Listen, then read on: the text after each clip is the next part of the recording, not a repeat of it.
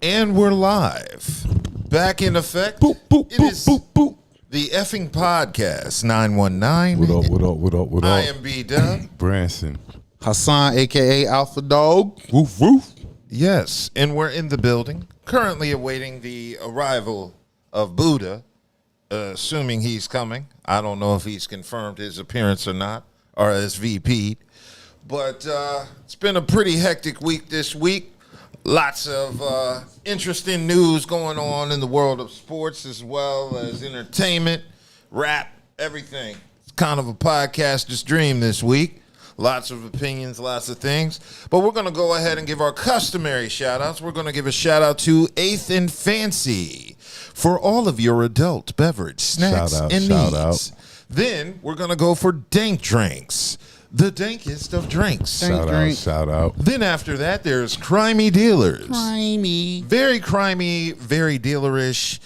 And then we have the local food plug. Please eat responsibly. And our new shout out, Hassan, what? Joe Meeks. Joe Meeks. Southern cuisine. Yes, the food was busting last week. Yes, Shout it was out, very, shout very out. good. I had a second plate. Yeah, the food was great. The food was great last week. It's I a can't even shame lie. you missed those desserts because they came to home with me. Yeah, you did take everything with you when you left. But look, he could have it. It was all good. I know he going to finish it off. Yes, Branson didn't deserve those desserts. Yes. Okay, so it's been a very long, draining week. There's been a lot of things going on, lots and lots of stories. I wanted to go ahead. Do y'all have any shout-outs or anything? Y'all want to Just first week, shout out all the Leos. Oh, yes. Yeah, shout out Leo. It is season. Leo season. Definitely give out shout out all the Leos. You know what I'm Yes. saying? A lot of people got birthdays getting ready I to know come too up. many Leos this week. I know a lot of Leos. So a couple of my kids are Leos. Buddha's Leo. One of Buddha's sons are Leo. So yeah, shout out Leos. Leo Yes, season. Leos are definitely in the house. Shout out to all the people celebrating their birthdays in the month of August. May you not get heat stroke. 'Cause it's a very, very, very hot August month. is hot. August It is very hot. Yes. But that just means that Close to look, Fall. look, it's right around the close corner. to fall. know what I'm You know, saying? I can tolerate fall and spring. Those are the best times to me Yep, fall in and North spring. Carolina. Once we get into winter and summer, it's just too damn hot or too damn cold. So that balance is right there in fall. Fall is upon coming soon. The best part, like, you know, we're everything is upon us. Football season, 33 days away till kickoff, you know, and like you say, the weather starts getting cooler because it was pretty hot this year. Yeah. This summer was a scorcher, if I must say so myself. I know, and my power bill reflects that. Oh, really? Yes. Well, no. I've been making do. I've been turning my AC off in the mornings, and I try to leave it off in the afternoon unless it gets really, really hot. But I have to leave it on when I go to sleep. Otherwise, I wake up in a pool of sweat. Big shout out to Rock and Jack too. My mom and dad, they always hold the kid down. I got to give them a shout out. And my dad is home now from the hospital after the surgery, getting better. Shout out my dad. I'm gonna give you a call, if not tonight, probably in the morning, something like Awesome. that. But definitely shout out to family. Yes, good to hear. All right, so let's go ahead, get into these stories because there's a lot going on. I wanted to take, Buddha is coming in. I wanted to take time this week to discuss the news that's been happening since yesterday. It's been all over the news cycle with the WNBA. Enes Kanter and Royce White have decided to declare for the WNBA Draft. After careful consideration and reviewing the current eligibility guidelines, I am officially declaring myself a WNBA prospect. If simply declaring who you are is all that's required, then I meet every single requirement necessary to compete in the WNBA. So you see what Enes Kanter had to say, right? You see how much of a mess this is becoming, right? And everybody want to act like, oh my goodness, we don't want to hate on trans. We don't want to hate on trans folks. That's not what that's about. Anybody who's hating on them should be ashamed of themselves. The WNBA, the NBA, and everybody else in between is absolutely right where they talk about not violating people's civil rights and liberties, not being hateful, not engaging in hate in any way, shape, form, or fashion, whether verbally, physically, or otherwise. We all know that. But what Enes Kanter is pointing to is about competition. So for somebody to transition from male to female, and for folks to act like it would be okay for them to participate in the WNBA is ridiculous. And when you have athletes from the WNBA saying that they're looking out for and speaking up on behalf of girls, because it would clearly be an unfair advantage to a trans athlete over people born female, what's the problem? What's the problem? We got to have common sense. And yes, Enes Kanter is going a bit too far, but he's right to do so to make a point. And Royce White, former NBA player, now a conservative pundit, he's right too because he's trying to make a point. Certain things are beyond ridiculous, and you got to call it out just to send the message. Do you get it now? Are you sure you want to continue this subject? Are you sure you want to continue on this path? Sure you don't want to be political pawns? Fine. Then understand that the WNBA is for girls and people born female, and leave it at that. And stop acting like you don't know. Otherwise, there'll be a lot more Enes Kanters. And we all know y'all don't want that. So that was Stephen A. addressing the matter going on with Enes Kanter and Royce White. And I got to say, this is some ridiculously stupid shit. I second that. You know, you already knows somebody on the conservative side paying these fuck ass to come out here and say the shit because they trying to force the women to stand on one side or another. The problem that they having with this is you got over 70% of the women in the league is black. Over 30% of them is queer. You feel what I'm saying? So you're trying to stir up a pot of a situation that we reported last week that the Supreme Court has already made a stance on transgender, that they cannot compete with women. On top of that, various states has already created laws to where it's you can't even play. So the fact that we're having this conversation because a bunch of idiots trying to stir up some fear-mongering is asinine. I don't even know why we're giving it the light of day. It's goofy. You said it's goofy. It's beyond goofy. Goofy is an understatement. Like, I don't even know why we got to cover this goofiness, because it's goofy. We know that, especially at the pinnacle of sports, when you're getting paid money, when you're a paid athlete in the United States, gender, you see what I'm saying? It's no question. You're either going to be a man playing amongst men or females playing amongst females. Enes Kanter and Royce White are definitely clowns for this. It's goofy. This is the stupidest shit they've done in a minute, especially Royce White talking about he dominate the WNBA. I'm like, no, you can't, nigga. You got to fly. Look, yeah, exactly. He ain't. That's the reason why he ain't never played in the league, because he's scared to get on the plane. Boy, I was thinking like that Rick Ross video last week. Like, Royce, give them people back their money. Right. Yeah, because you done took all that money from Houston as a rookie, couldn't fly anywhere because of your anxiety, and now you want to roll with this MAGA conservative crowd and do this whole shit. But this whole, I ain't mean to cut you off, and this whole ass nigga, this nigga got a 50-year ban. He can't even be around his ex-wife or his son. Why? Because that motherfucker is abusive. He beat his damn wife. Then on top of that, yeah. Then on top of that, they reported that he chased after his son, grabbed him around the neck, to where the judge had to come in and say he doesn't need to be around his family anymore. To where he got a 50-year ban. I don't know. So that just tell you all about his whole mindset from there.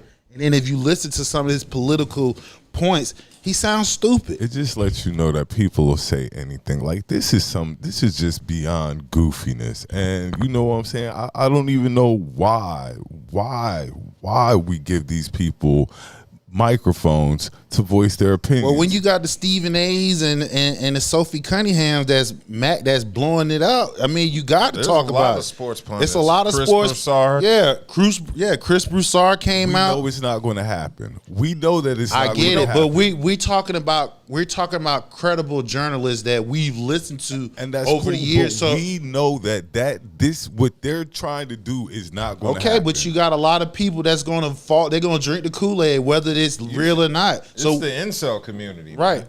They want to see this happen. Exactly. So we have to, us, the ones that know that it's not true, we have to speak up. Because when you don't speak up and push back, they get louder and louder. You feel what I'm saying? We just talked about how Sophie brung this shit out of left field.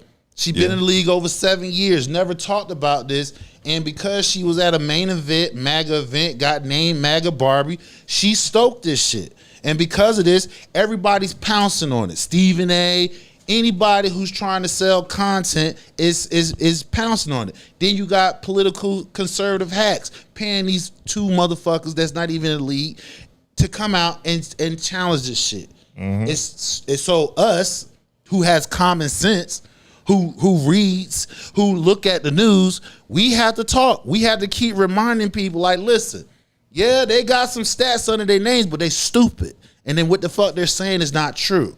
Yeah, so this is coming off a debate over biological males competing in women's sports, which was strangely odd because there's been no trans women who have played in this league. Not in this league, never. And will never be able to. Exactly. So they're trying to challenge the league's collective bargaining agreement that states only players who are women are eligible to play in the WNBA without further defining the term. So I guess now what they're trying to do is pressure the WNBA to define what a woman is, yet we don't do this. Are we doing this for the NBA? We ain't doing it for men. We ain't doing it for men because and that's the case, you can say the same thing for the men. If you're going to sit here and challenge the women's collective bargaining, then you have to do the same thing for men. And then let's just keep it 100. Everybody keep talking about let's protect women and girls, right? Then why the fuck you don't pay them why you don't pay them the same as men? So until y'all do that, y'all just talking, blowing smoke out there. But you say pay them like men is in pay NBA them their athlete. fair wages. Women don't get paid. They do the same. Pay them the same percentage the men get. Exactly. They do 50%. the same. They do the same job as a man and get paid less. So most of them is smarter than most of the men. Their male counterparts in their perspective field. I don't know about that. I said in their perfected. Well, it's hold on, wait. If women, especially black women, had a high rate of graduating from college, right? That means more and more of them are highly more educated. How many of these women are graduating from college? Yeah, but what I'm saying is, to my point, I said some of them. I didn't say all. You have some that outperform their male counterparts, and they still get paid less. So if anybody keep jumping on this bandwagon train talking about let's protect girls and women, then pay them. And let's cut all the bullshit. All this goofy stuff started to me and it's been rehashed again now, but when they were talking about a woman getting in the NBA. Like, I don't know if y'all recall when they were talking about who could be maybe the first woman to be in the NBA. I mean, a woman has been drafted in the NBA. Yeah, that's in the 70s. fact. Yeah, that's facts. That happened. So did she play? No. Oh, she was drafted, but they drafted like cartoon characters in the 70s. That's what I'm saying. This slope doesn't even need to be skied down. Like the way we have it set up now, where our sports are based on gender, is the best way forward. You know what I'm saying? Basic.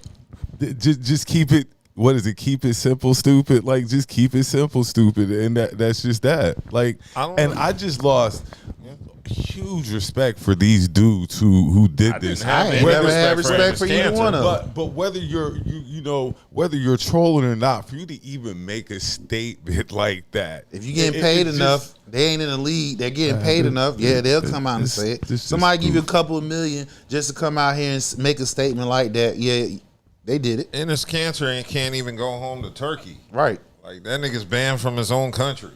That's the type of rep he has around the world. That's international. But the WNBA has issued a statement. They were saying we embrace justice, equity, diversity, and inclusion. Those are the values that unite this union Just and allow not it to penises. protect women's sports while creating transformational change. Hate, abuse, and demonization of any person or group or people, including transgenders, only fuel fear, division, and harm. We will continue to have hard conversations, but we will not be used as political pawns. So Too late. yeah, I mean that is a little too late there. The WNBA is the most politicized league right now that there is.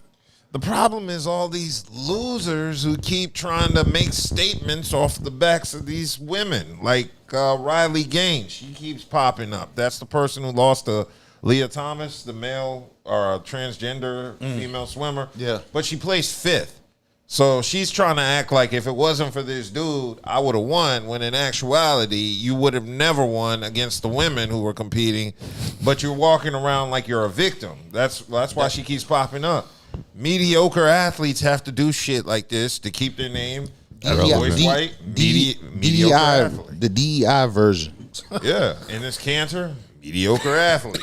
Was drafted by Utah. And they wasted that pick on him. Yeah, and Royce wasted a pick on his ass. Yeah. And it was just he tall. was chosen 16th by the Rockets, and he Never played. Never played. So again, we got people, and then when you got the pundits like Stephen A. and Chris Broussard, Yeah. they're pushing the narrative. They're pushing the narrative. Sophie got all the smoke now. Now she talking about, we'll just focus on basketball. Bitch, we was focused on basketball. You came out of left field, started talking about this shit, and it took off away from basketball, focusing on this. You're the cause of it. So stand in your shit. That's why she got a clothesline today. She got clothesline Clothesline by Dejanay. Yeah, Dejanay must have some transgender homegirls or something. I don't know, but she got everything else around her. Dejanay like, bitch. She was uncoordinated and fouled her. That's all it was. But in addition to this, there's just been an attack of MAGA on these women. There was also that challenge issued by that person on Twitter where they wanted to pay the Las Vegas Aces $10 million to play the high school basketball team, male basketball team of this person's choice. Did you see that bet out there? Yeah. I thought that was corny as shit. Just because these women have already said that their male counterparts can beat them, the same way Caitlin Clark said it like last week in her interview. Serena Williams has admitted male tennis players can whoop their ass. So what do we need to prove at this point? Like, you know what I'm saying? We're Like, talking. This just for the chauvinists. like that. That's all it is. But Like, who be pushing the narrative though? It's the right-wing conservative media. Them soft ass, thin lip monkeys. Them the motherfuckers that be sitting here, getting out here, getting in their feelings, pushing the bullshit narrative. Their egos is shot. Because let's keep it real, a lot of the women will beat them right-wing political pundits who sitting here doing all the talking. Oh yeah, they don't hope. oh yeah, they blow them out. Exactly. Like, So now you will have a problem with a dominant woman. You feel what I'm saying? That can beat you in a sport that male or female can play. Yeah. So yes, let's keep it real. We do know white men love to go at black women, try to make it seem like they're men and stuff like that. Yeah. So all that historical racial bullshit is coming into play. A lot of those women will beat them motherfuckers in one-on-one or team ball. Yeah. I mean, I have no doubt that WNBA players can beat a non-professional male at basketball.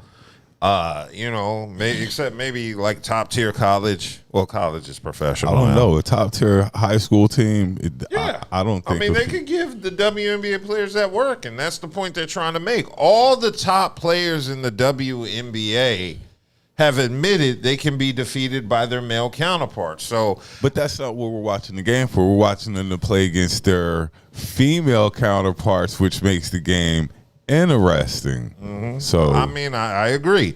Now we have Carlos Walker in the chat. He said, "Do you guys believe in transgender play in the WNBA?" No, I don't believe in none of that. We don't. Hell no. We don't. No. If they should have a league for a transgender league. I definitely agree believe there. that. Because again, men are physically. If you're that confused about your sexuality, you know what I mean, then yeah, you definitely need a league of your own. Yeah. I agree on that, but I also agree transgender women should be eligible to compete in the NBA. No, they should have a league of their own too. I mean, I agree, but until then, they should be qualified for the regular NBA. Right, so that's why I'm saying this whole conversation is asinine, but people are getting paid to say this bullshit. So now everybody who's listening, jumping on each side. Hold on. We go to act like Dennis Rodman. They played off. Dennis Rodman is a man. He's a man. This gay man is still a man. And I mean, can we say he gay? Because he had women. I mean, he had bitches. Jason Collins play. No, Dennis Rodman had bitches, bro. Dennis, I know. Oh yeah, I'm he's just got a saying. whole that's child different. and Dennis everything. Rodman had bitches. Nah, I'm just. So what I'm saying, we know that. We know so that he was a man. We know that men just cross-dressed. need to play with men, and women need to play with women, especially when there's money involved. When there's money, you like got the to. pinnacle of sports, Got like to. the top of your profession. Yes, it has to be gender specific. Yeah, so I don't see them as protecting girls. I see them as just making Trolling. a scene for their own benefit, their own attention, their own money, their own popularity. And like I said, it's just the MAGA crowd that's fueling all this shit. Everybody else understands what the definition of a woman is when it comes to at least playing in the WNBA. Or playing in any league for that matter. Yeah, and I do believe they're trying to make the league transphobic, or they're trying to make them speak against transgender women, or they're trying to make the WNBA turn against them, when I'm pretty sure there's more transgender WNBA fans than there are maybe regular NBA fans. Or at least they're more welcome there. So what they're trying to do is make the WNBA turn against transgenders by... Which, again, could you say the same for the men's sports, the men's league? The same conversation can be held for the men's league. It ain't. You know what I'm saying? Because, like I said, where this shit started from? I'm sorry, race plays a lot in this shit. You got two white women that's leading this supposed to be rhythm and rhyme in the last couple of months in the W. Caitlin Clark and Sophie Cunningham. Them two been used as Trojan horse to whatever political attack they wanted to do against the W, against women in general, women of color in general. They are using these two women for such. So anybody who's a fan, whether you a fan of theirs or a fan of the W period, or just love the sport, this is where you gotta say, all right, enough is enough. Know who's starting the bullshit and why. If Sophie never said anything, will we be talking about this shit? No, we're not. No, I think that's what it is. She put that out there. The MAGA crowd saw it as an opportunity. They jump on it. Trojan horse. Yes. And it's weird. Anybody can technically declare for the WNBA draft. Whether you're eligible or not is a different thing. And I also don't like the fact that Royce White is talking about putting a discrimination lawsuit together. If, Goofy. Yeah, that's a little silly. Again, but we do, people pay people to say stupid shit. Goofy. Yeah. Let's talk about if we're going to talk about the dub. It was a great game today. Minnesota, not just the day's game. All last night too. Yeah, let's talk about the Fever and the Aces the other night. The other night. The dub. Let's talk some dub. Didn't the Lynx play the Aces today? Yeah, they played today. That's the game I watched. I told you my rookie of the year shine. Olivia Miles. She is listen. She balled out today, and hey. She gave that work. That's all I know. And Nafisa Collier, she hadn't even played. She only played like 5-6 games in. If I saw right, the Lynx locked up a playoff spot today too. I believe they're the top. They're the top team in the W. But that Aces Fever game was very interesting to say the least, and it was all right. You know what I'm saying? All right. Cynthia. What's they hit 2 games? She the first. CC. Or no, CC said two threes to send the game into overtime. No, what's the name? Point guard. What's the name? I got on the tip of my tongue. Damn. Point guard for the Aces. Somebody in the chat help me. Point guard for the Aces. No, the other one. Well, she hit 2. She tied it to send it into overtime, and she hit the game winner. Well, I know that CC. Point 2 free throws. She missed 2 free throws. And she turned the ball over. 2 free throws. She turned the ball 8 times. What's crazy about, because like I said, it was a decent game. Both teams weren't really playing that good, but Asia stepped up in overtime. But see, that's the point. I'm about to say you gonna get to that. If you give me a second. I'm about to say you went all around. Give me a second. Anyway, Asia showed up in overtime, and I don't know what CeCe was thinking, like trying to go at Asia one-on-one. Oh, yeah, I saw when that block. like especially at the time, I think A Kelsey block was and a hot. steal. Kelsey was hot at that time and stuff like that. But just you having the reigning defensive player of the year on You have the face of the W going against the so-called face of W. You have the reigning defensive player of the year on you, mind you, and the MVP. I understand that you want to make that shot and stuff like that, but that was not the time. That wasn't the time. You should have went to somebody else in that situation. Kelsey Mitchell. And, it might have been a different result. And like, Hassan said, like the shot got blocked. They went up in the air for the ball, and Asia won the ball. It's a block and a steal. Top of that, oh, wait a minute. You taking her stat away. If you cut me off again, You taking her stat away. Hold up, let me finish. But the biggest thing I took away from this is after the play happens, CeCe sits on the floor rolling around while everybody else is getting back on defense, which leads to Gray hitting the game-winning 3. CeCe definitely let her team down in that situation, rolling around on the floor instead of getting back hustling, playing defense. If you're going to describe the defensive player of the year, give her full stat. You talking about she stole the ball and she blocked the shot and stole the ball at the same time. That's a stat.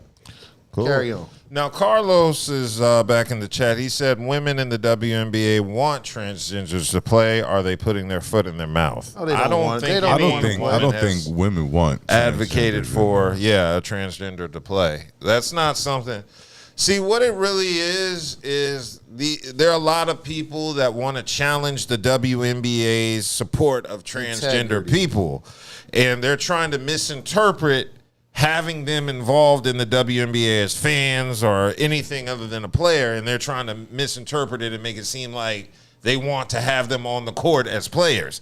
And that's not the case. The WNBA is reaching out to transgender women for fans and support, not as players, though. So I think a lot of people are purposely misconstruing their support for transgender women as, like, come on in and play with us, where they're like, no, you can buy a ticket and wear a fucking jersey and watch these girls play.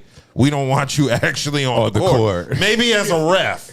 I can see a transgender ref. Look, and they need good referees. Like if we're talking about, they need some quality referees in the dub, because the referee is really iffy at times. None of these women, I don't care what they say. Referee is shit. That shit ain't no iffy. Let's call like it I'm is. being nice, but the refereeing is. How the fuck you gonna be nice about describing them? And you sit here getting tight when I'm trying to help you out describing your favorite player. That's all.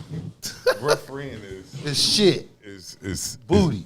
How you can get some high school, you can get some college ref better than the W's ref. Yeah. So, I don't think these women want to play with transgender women, they're just speaking up for them. But also at the same time, they don't want to say anything that's going to turn the transgender women fans off from supporting them. So, of course, they're going to say the necessary media, politically correct answer in terms of inclusion, but they also don't want them actually on the floor. The grifters are trying to cause bullshit. Exactly. Just because you're speaking up for somebody doesn't mean I want them out there playing as well. So that's where people has to use your common sense.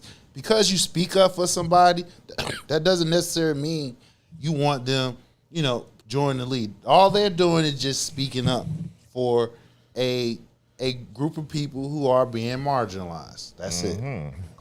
Exactly.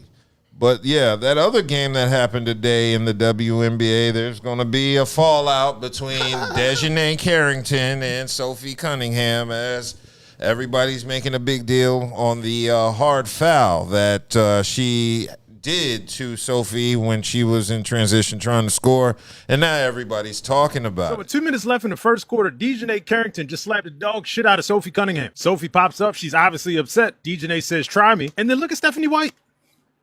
Look at her face. Look. It's mad shit. Now, number one, this is obviously a flagrant 2. It just is. By the letter of the law, you got to call a flagrant 2. We all know these refs are not consistent. Plenty of people have been smacked over the head this season and have also not received a flagrant 2. I mean, obviously, she did not make a play on the ball. That is a mid-air clothesline. And when I saw it, I said, damn, how could she do that? Not to Sophie Cunningham, champion of little girls around the world, savior of the transphobic, not the beacon of the patriarchy. Not Sophie. They said DJ back to the locker room, ejected her from the game, and she whipped out the phone immediately. It was an interesting day in the W. She ain't even untie her shoes yet.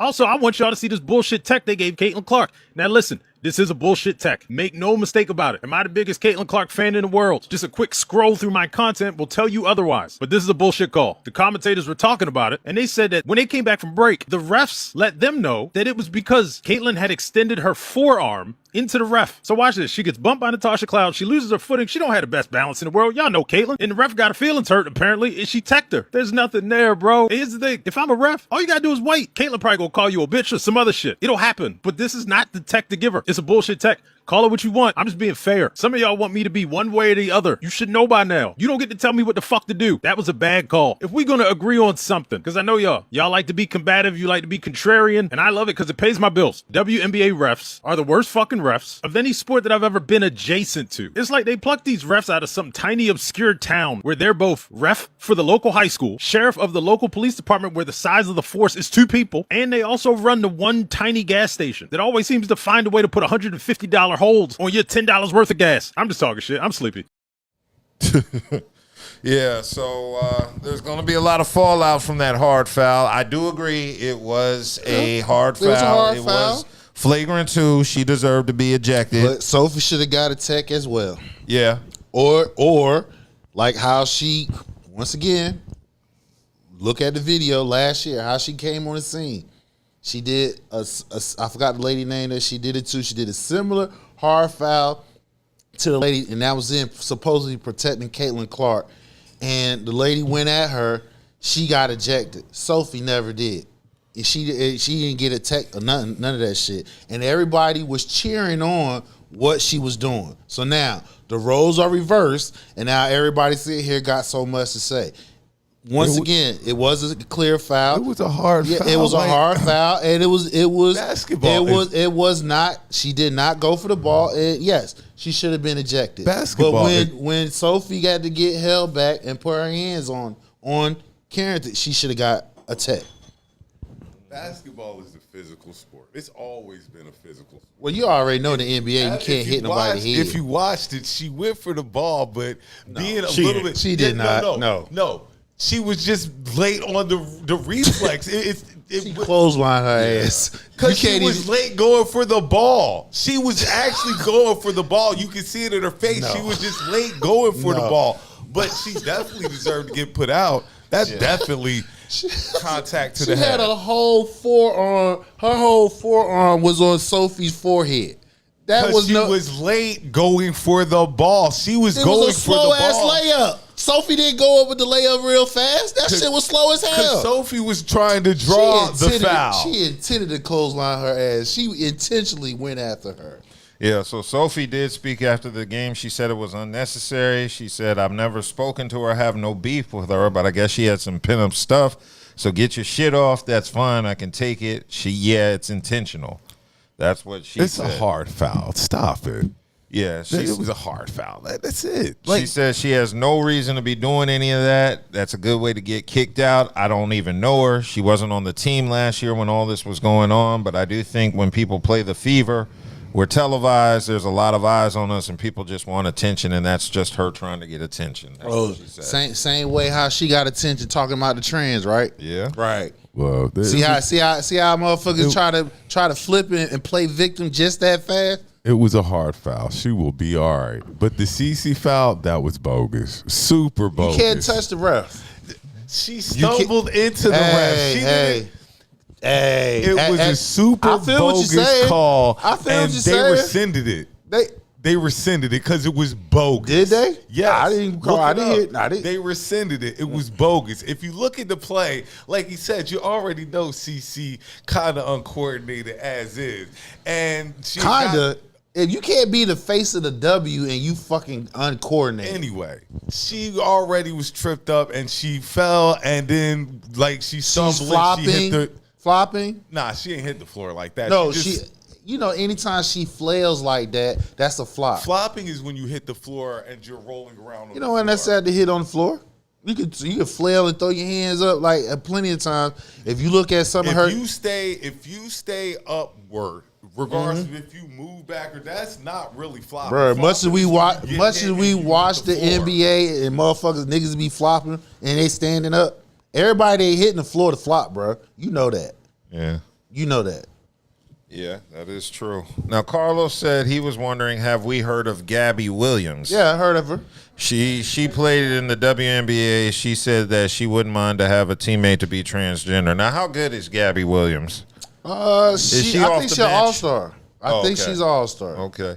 Because the one thing I was going to say is, you know how you have some Enes Kanters and Royce Whites in the NBA? Well, you have their female equivalents in the WNBA. I mean, again, she probably was trying to be funny because she already see. Hey, look, everybody sit here bringing some bullshit to the table. Fuck it, let's go. Yeah. You gonna ask me a question like that? I'm gonna say something stupid. Well, yeah, that's my point. There are people in the WNBA who aren't that good in the league, and they're trying to secure their future outside Sophie of sports. Cunningham. Yeah, so they're doing the exact opposite of Sophie Cunningham. They're going the liberal, far-leaning, right, left.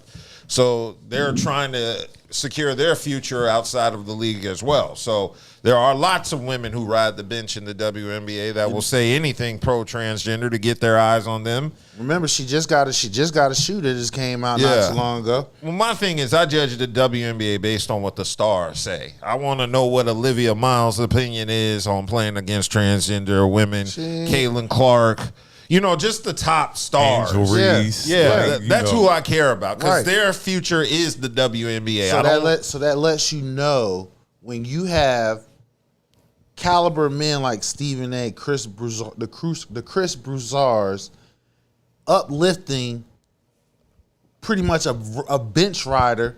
Mm-hmm. She doesn't even average 10 points a game. You feel what I'm saying? Exactly. And she's getting her name is mentioned with the likes of Caitlin Clark's and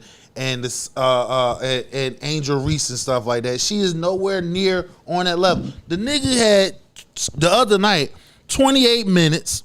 She gets $15,000 a game. Let me say that. That's her paycheck. $15,000 a game. She played 28 minutes and only had 2 goddamn points. How the fuck you get $15,000 a game? You play 28 minutes, you only get 2 damn points. And he was 0 for 3 from the 3-point range. Yeah. So this is what I'm talking about. If this was in a men's league, they wouldn't get no airspace. Period. Unless they got their own podcast and they run the numbers up on that. But in the men's league, bench players don't even get talked about. Yeah. So yeah, exactly. So yeah, I'm going to see a lot of WNBA players who I've never heard of who are going to come out with support for transgender women, who are going to say crazy shit about playing with them. So, yeah, I only listen to the stars when it comes to the WNBA on this opinion. I only want to hear the good WNBA players' I don't want to hear nobody that rides the bench. And Caitlin Clark has already said men can whoop their ass. So she's not in support of it. And because she's a political, she's going to ride the fence on that. She's not going to say yes or no because she don't want to lose the support of the MAGA crowd or the transgender crowd. Again? So I'm not expecting Caitlin Clark to say anything on this. Or I'm expecting her to keep it very neutral. Well, guess what? She been called a coward. Yeah. Megyn Kelly called her a coward. And this is the same one that told LeBron James to shut up and dribble. Oh, that was on Laura. Like I said, Michael Jordan never spoke on not one issue ever. But he also hasn't been used as a Trojan horse in a political scheme of things. Michael Jordan, the biggest name that could have done something, possibly never spoke on not their issue because he was worried about his bottom line. And he never was put in a position to speak on it. And when he did, I'm sure people. There was no social media when Jordan. Exactly. But nevertheless, just because it wasn't social media, I'm sure people wanted him to speak on certain social issues, and he didn't. And he was. I got you. He wasn't going to speak on it because it wasn't going to affect his bottom line. So I don't understand why y'all expect Caitlyn to therefore speak on social issues. media. Social media has a big influence. Social media pressures. Why you think these motherfuckers got to spend? They got to pay billions of dollars in lawsuits because of their influence of the damage they have done. Yeah. So why don't you think she says nothing? Because she's not going to affect her bottom line. But the point is, she's in a no-win situation. Because you know why? The media she's in a no-win situation now because when you entertain any little bit, now even the people on her side, the MAGA side, is getting at her for not saying something. Stephen A. Smith on his show Friday said he was disappointed in her because she should say something. The same people. You don't have to say anything. People want I get what you saying, but that person doesn't have to do it. They don't have to, and I don't blame her. I don't. Yeah, I don't blame her at all. She just wants to hoop. Lots of these women want to hoop. I don't think they have the. I don't think they have it in them to like discuss politics. I don't think that was pundits. their thing, like but to be political pundits. Like, and I don't blame them for not speaking up on certain issues because they don't want anything to do with it. Yes, I'll take the money. Yeah. I'll take the money, but I'm not saying anything about it. Yeah, but the same people that always say keep politics out of sports, keep things racial benign. Them the ones are pushing this shit. That's the whole thing. And with everything that's going on you got the war in Iran, you got gas prices going up, the economy is sucked, the job market, they just lost 23,000 jobs just this month. The economy sucked. Man, they throwing so much propaganda out here to keep us all over the place to where this is what you get. And with social media and people who have the platforms to push the content to consume people's brains, that's why they losing. That's why they lost the lawsuit, because of their influence. So social media plays a lot into this shit. Yeah, social media is responsible. They're the ones pressuring the media to ask these questions. Because the media is looking for, any type of outlet just to get some sort of substance to ask them these questions during press conferences. And that's cool, but you ain't got to ask it. You ain't got to answer just because it's asked. That's just like in regular life. Just because you ask me something don't mean I got to answer it. Mm-hmm. Yeah. So we'll see what happens, man, with this playing out. But I do know the WNBA said they're having a meeting this week coming up to discuss all this stuff going on with MAGA, and they're trying to, I guess, redefine with the Players Association what a woman is, which I think is ridiculous. But absolutely ridiculous. They pressure them to do this. Well, I mean, right now, again, it's time to speak on it because remember, we've been talking about it for over a month. Mm-hmm. They're using the drama to bring in new eyes. Now the drama is getting out of control. They're trying to reel it back in because they don't want it to drown out what the women is actually doing on the court. Don't worry. About 2-3 more weeks, we won't even be hearing about the WNBA because football season will be just about in full swing. You know what I'm saying? Are you still gonna be hearing about the W? Because like I said, it won't be as prevalent as it is now because football runs the media. We know this. Yeah, but it still will be part of it because again, they'll be going on. Backstories. Okay. Well, we'll see. There won't be backstories because once again, when people put money into division, it's going to keep it in the algorithm. That's the part that you underestimate. Mm-hmm. Okay. Well, let's go ahead and move on. There's been a little bit more sports topics going on in the news. Jaylen Brown decided to do his first press conference after being traded to the 76ers. And it seems like there's a little bit of beef going on between him and former teammate Jason Tatum. You can see from both clips that there's a little bit of tension on this former duo. Being a leader doesn't mean you know it all, right? I don't know it all. I'll be the first person to say that. Being a leader is being comfortable with raising your hand like, Michelle, I don't know. Can you explain that to me? I don't know X, Y, and Z. I want to learn, right? Being around somebody that feel like they know it all, I don't want to be around that person, right? I don't want to be the smartest person in the room. I want to learn from somebody else. Jaylen, how would you characterize your relationship with Jason over the last year, Jason Tatum, and is that a partnership you both wanted to continue before the trade? We won a championship together. So anybody that you win a championship, you would think like that's what, a brotherhood or a lifelong legacy would entail.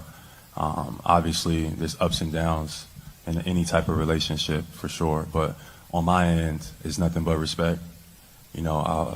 Besides when he plays the Sixers, I hope he does well. But other than that, everything for me is just based in respect. Have you guys been able to talk? Not really. Yeah, so very obvious tension there. You know what I see right there? What's that? I see one is locked in. He's an alpha. You feel what I'm saying? He been trained for this moment. And I see another motherfucker who been coddled something like because, remember, Jaylen Brown, his granddaddy was in his ear. That's why he speak up and do all the things that he do. And, Tatum, his single parent mother, you feel what I'm saying? So you can already see where the concept of men engaging. You know what I'm saying? One is confidence about himself. One is light skin. Colorism plays in this. Oh, Lord. All this shit plays. Well, you call it what you want to call it. Because if it was another light skin brother talking like that, would it even be a matter? So call it what you want to call it. Me off guard, man. Call it what you. Well, I guess so. Shit, he light skinned. Shit, everybody feels some type of way.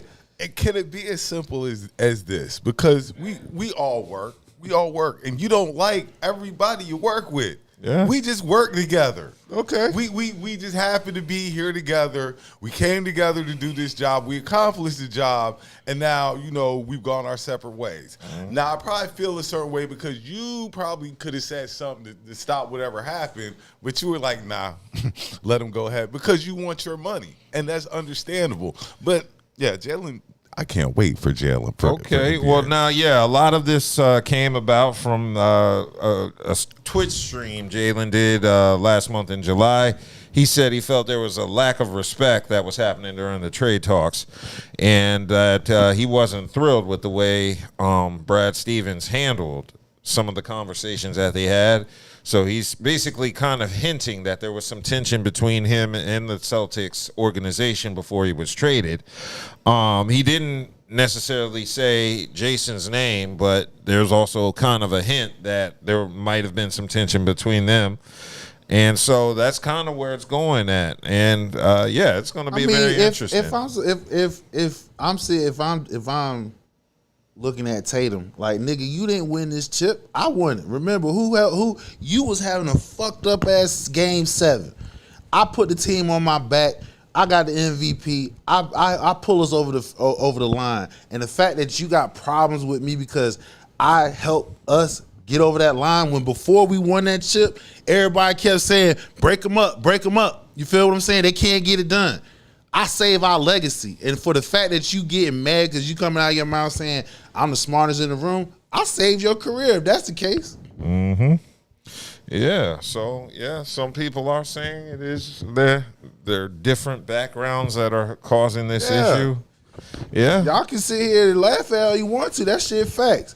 I'm telling you what it is. That man, he feels secure about himself. That's not saying Tatum a bitch or nothing like that. But the fact of the matter is, if you raise around strong male figures, you should know this, and they ingrain stuff in you, you got that sense of confidence that when you come in that room, you don't give a damn who's higher up. Hey, I know my shit. Tatum, on the other hand, he's a company man. You feel what I'm saying? He's not gonna go too far left or too far right. And let's keep it real. Colorism does play a factor. You got one of them is light skinned, fair skinned, and another person is dark skinned. That plays a fact. How? It does. How so? What you mean? So they're villainizing Jaylen Brown because he's dark skinned? He's dark skinned and he know his shit. He's smart. The face of the league is dark skinned. LeBron. That's not what I'm saying. What I'm saying is Michael Jordan that's was not like what I'm super saying. dark. Jaylen Brown, his activism is different than anybody else's as well. So when you come in with that sense of confidence without nobody's permission, that's a threat. And that doesn't matter. It matter if you come in the company, whatever. If you come in with a sense of confidence, and if that was a white man that did that, wouldn't be no problem. Oh, that's the type of man you need. Tatum, he does that. Obviously, Jaylen, he has an activism that what Stephen A. had even said some companies didn't like. All the disrespect Jaylen needs to know is they traded you for Paul George. Yeah, in that's pretty. 2020. Like 20, they traded you for 26. Paul George in 2026. This ain't even prime Paul George. That's what I'm saying. Like they gave up. They wanted 2026 Paul George instead of you. That's just disrespectful. That's very disrespectful. That's disrespectful. Like I said, it should be because he's the reason why they got that chip. Let's call it like it is. No, I agree. He's the reason why they got that chip. So if anybody should have got traded, it should have been Tatum. And why did they lose that 3-1 lead last year to where he said it was my favorite season? See, this is where people don't listen and pay attention. He said it was my favorite season because why? People said he couldn't be the number one. People said he couldn't lead the team. You feel what I'm saying? They was taking last year as, we're gonna just be relevant in some type of manner. They didn't expect the Celtics to be number 2 in the Eastern Conference, had a chance to come back. Then when Tatum come back, oh Lord, here we go. We got a chance to win. When it was him coming back, fucked the whole chemistry up. That's the reason why they lost the 3-1 lead. Did Tatum play the fifth game? No, he sat out. So here you are, you at the podium, you feel some type of way because you was out this whole season. You come back in, you wasn't healthy, you fucked the whole rotation up because automatically the people that was starring Pritchard and them, that the role players that was doing their thing, they're taking a back seat, giving it to you because you the star player and you wasn't healthy and you fucked up the whole rhythm of the whole team. So now when I'm at the exit conference, yes, I'm going to say this is my favorite season. Because this nigga fucked it up. Remember, we won the chip because of me. Because he had a fucked up ass game of 7. Yeah. Cool. Well, I think it's going to be a very interesting game this season between the Celtics and the 76ers. He's going to cook their ass. Hey, that's my calendar. I'm watching. Have you seen JoJo? JoJo done lost 45, 50 pounds. What are we talking about? Joel Embiid done lost 40, 50 man, we are. He ain't got no choice now. He ain't got no choice. And that's cool. But I'm just saying, the Sixers. Let me ask you that question. Let me try to ask you this question. Is it Joel Embiid team? No, it's Jaylen. No, I'm still. He said it was Embiid's team. With is Joe's team because it ain't his team. He came. Jaylen Brown came to the Sixers. Joel's been there the whole time. It don't matter. You talking about a championship MVP player coming to your team. Let me ask you a question. 2 alphas.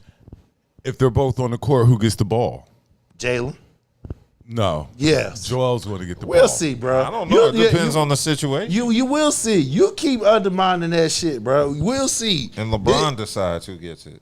Because he going to be the facilitator. I forgot Brown was there. Right, exactly. Brown's going to make the best pass available. So you already know that. He's going to make the most high IQ play there is. Exactly. So it can be either one any night. He can be option 1 one night. He can be option 2 one night. It just all depends. We'll see. We will see. I'll agree with you there. LeBron has the ball. You're right. Cool. Maxey don't have the ball. You have the ball too. Nigga, there's about 5 niggas on the starting lineup that can hit the game-winning shot. Y'all can average like 125 points a game for real. That whole starting lineup could hit the game. Yeah, exactly. You got 5 niggas that can score 20 points. Like, come on. It's gonna be nice. All right, I didn't mean to cut you off. Go ahead. Okay. Well, I was just gonna say, let's go ahead and move on because I wanted to get into some of this hip hop beef going on. Looks like ASAP Rocky has decided to respond back to Drake because Drake threw a diss at ASAP Rocky regarding Rihanna. So ASAP decided to address that with Jason Lee. She not on my f***ing album. That's stupid. But she posted my album. Yo, baby mama ain't even post a single damn. Where she at? Yeah, where she at? When he dropped Iceman and he said, your girl didn't post your album. That's stupid. But then you still went to number one. You took his girl. I didn't. He wasn't, look. You know? I mean, look, I'll let you tell it. If that's what you want to say, it. You know what I'm saying? You know, it's like football. If you fumble and the star player pick it up, you can't really be mad. You said it. Okay. You know what I'm saying? By the way, I think really and truly, like, it's weird that, like, everybody done moved on with their lives and, like, motherfuckers still strung up on that. Like, it's just bugged out to me, you know what I'm saying? And the weird internet antics and the smear campaigns and all that, we see right through that. Like, that's why I just be like, oh, I ain't responding to that. That's fair. Like, let's come and go. You know what I'm saying? So when he dropped Iceman and he said, your girl didn't post your album. That's stupid. But then you still went to number one. Wait. We have to Wait, let me say this. Okay. This is the problem, though. If she would have posted my album, everybody would have been like, you only went number one because your girl posted, She not on my album. Like, you know what I'm saying? What single she supposed to be posting? She posted my album. Right. After it went number one. Wait, but can I just do something real quick? Hold on. Give it up for a number one album. So that was ASAP on with Jason Lee. Drake still sore. Drake, and I'm sorry, but Drake is being very petty right now. He a soft ass nigga. But they both gone back and forth. It's not just Drake. We're not going to do Drake like that. Yeah, we're going to do him like that. Be throwing shots too. But Drake throw the shots everything. first. But changes everything. Drake throws shots and ASAP throws shots. If you're going to call Drake petty, you're going to call ASAP petty too. I mean, listen, the fact of the matter is, hey, ASAP like, look, nigga, you fumbled the ball. I scooped it up. Move on. I will give him that. You got a baby by a stripper. I got a baby. I got 3 babies by a billionaire. So, I mean, what we doing? You shouldn't be talking shit. Yeah, Move on. I think that's what ruined Drake's image with Rihanna's when he had that baby by old stripper. Girl. Yeah. Like how? She's why? more than a stripper. Like nigga, why are we even talking? Like you shouldn't even be mentioning my name. My baby mom's a billionaire, dog. Yeah.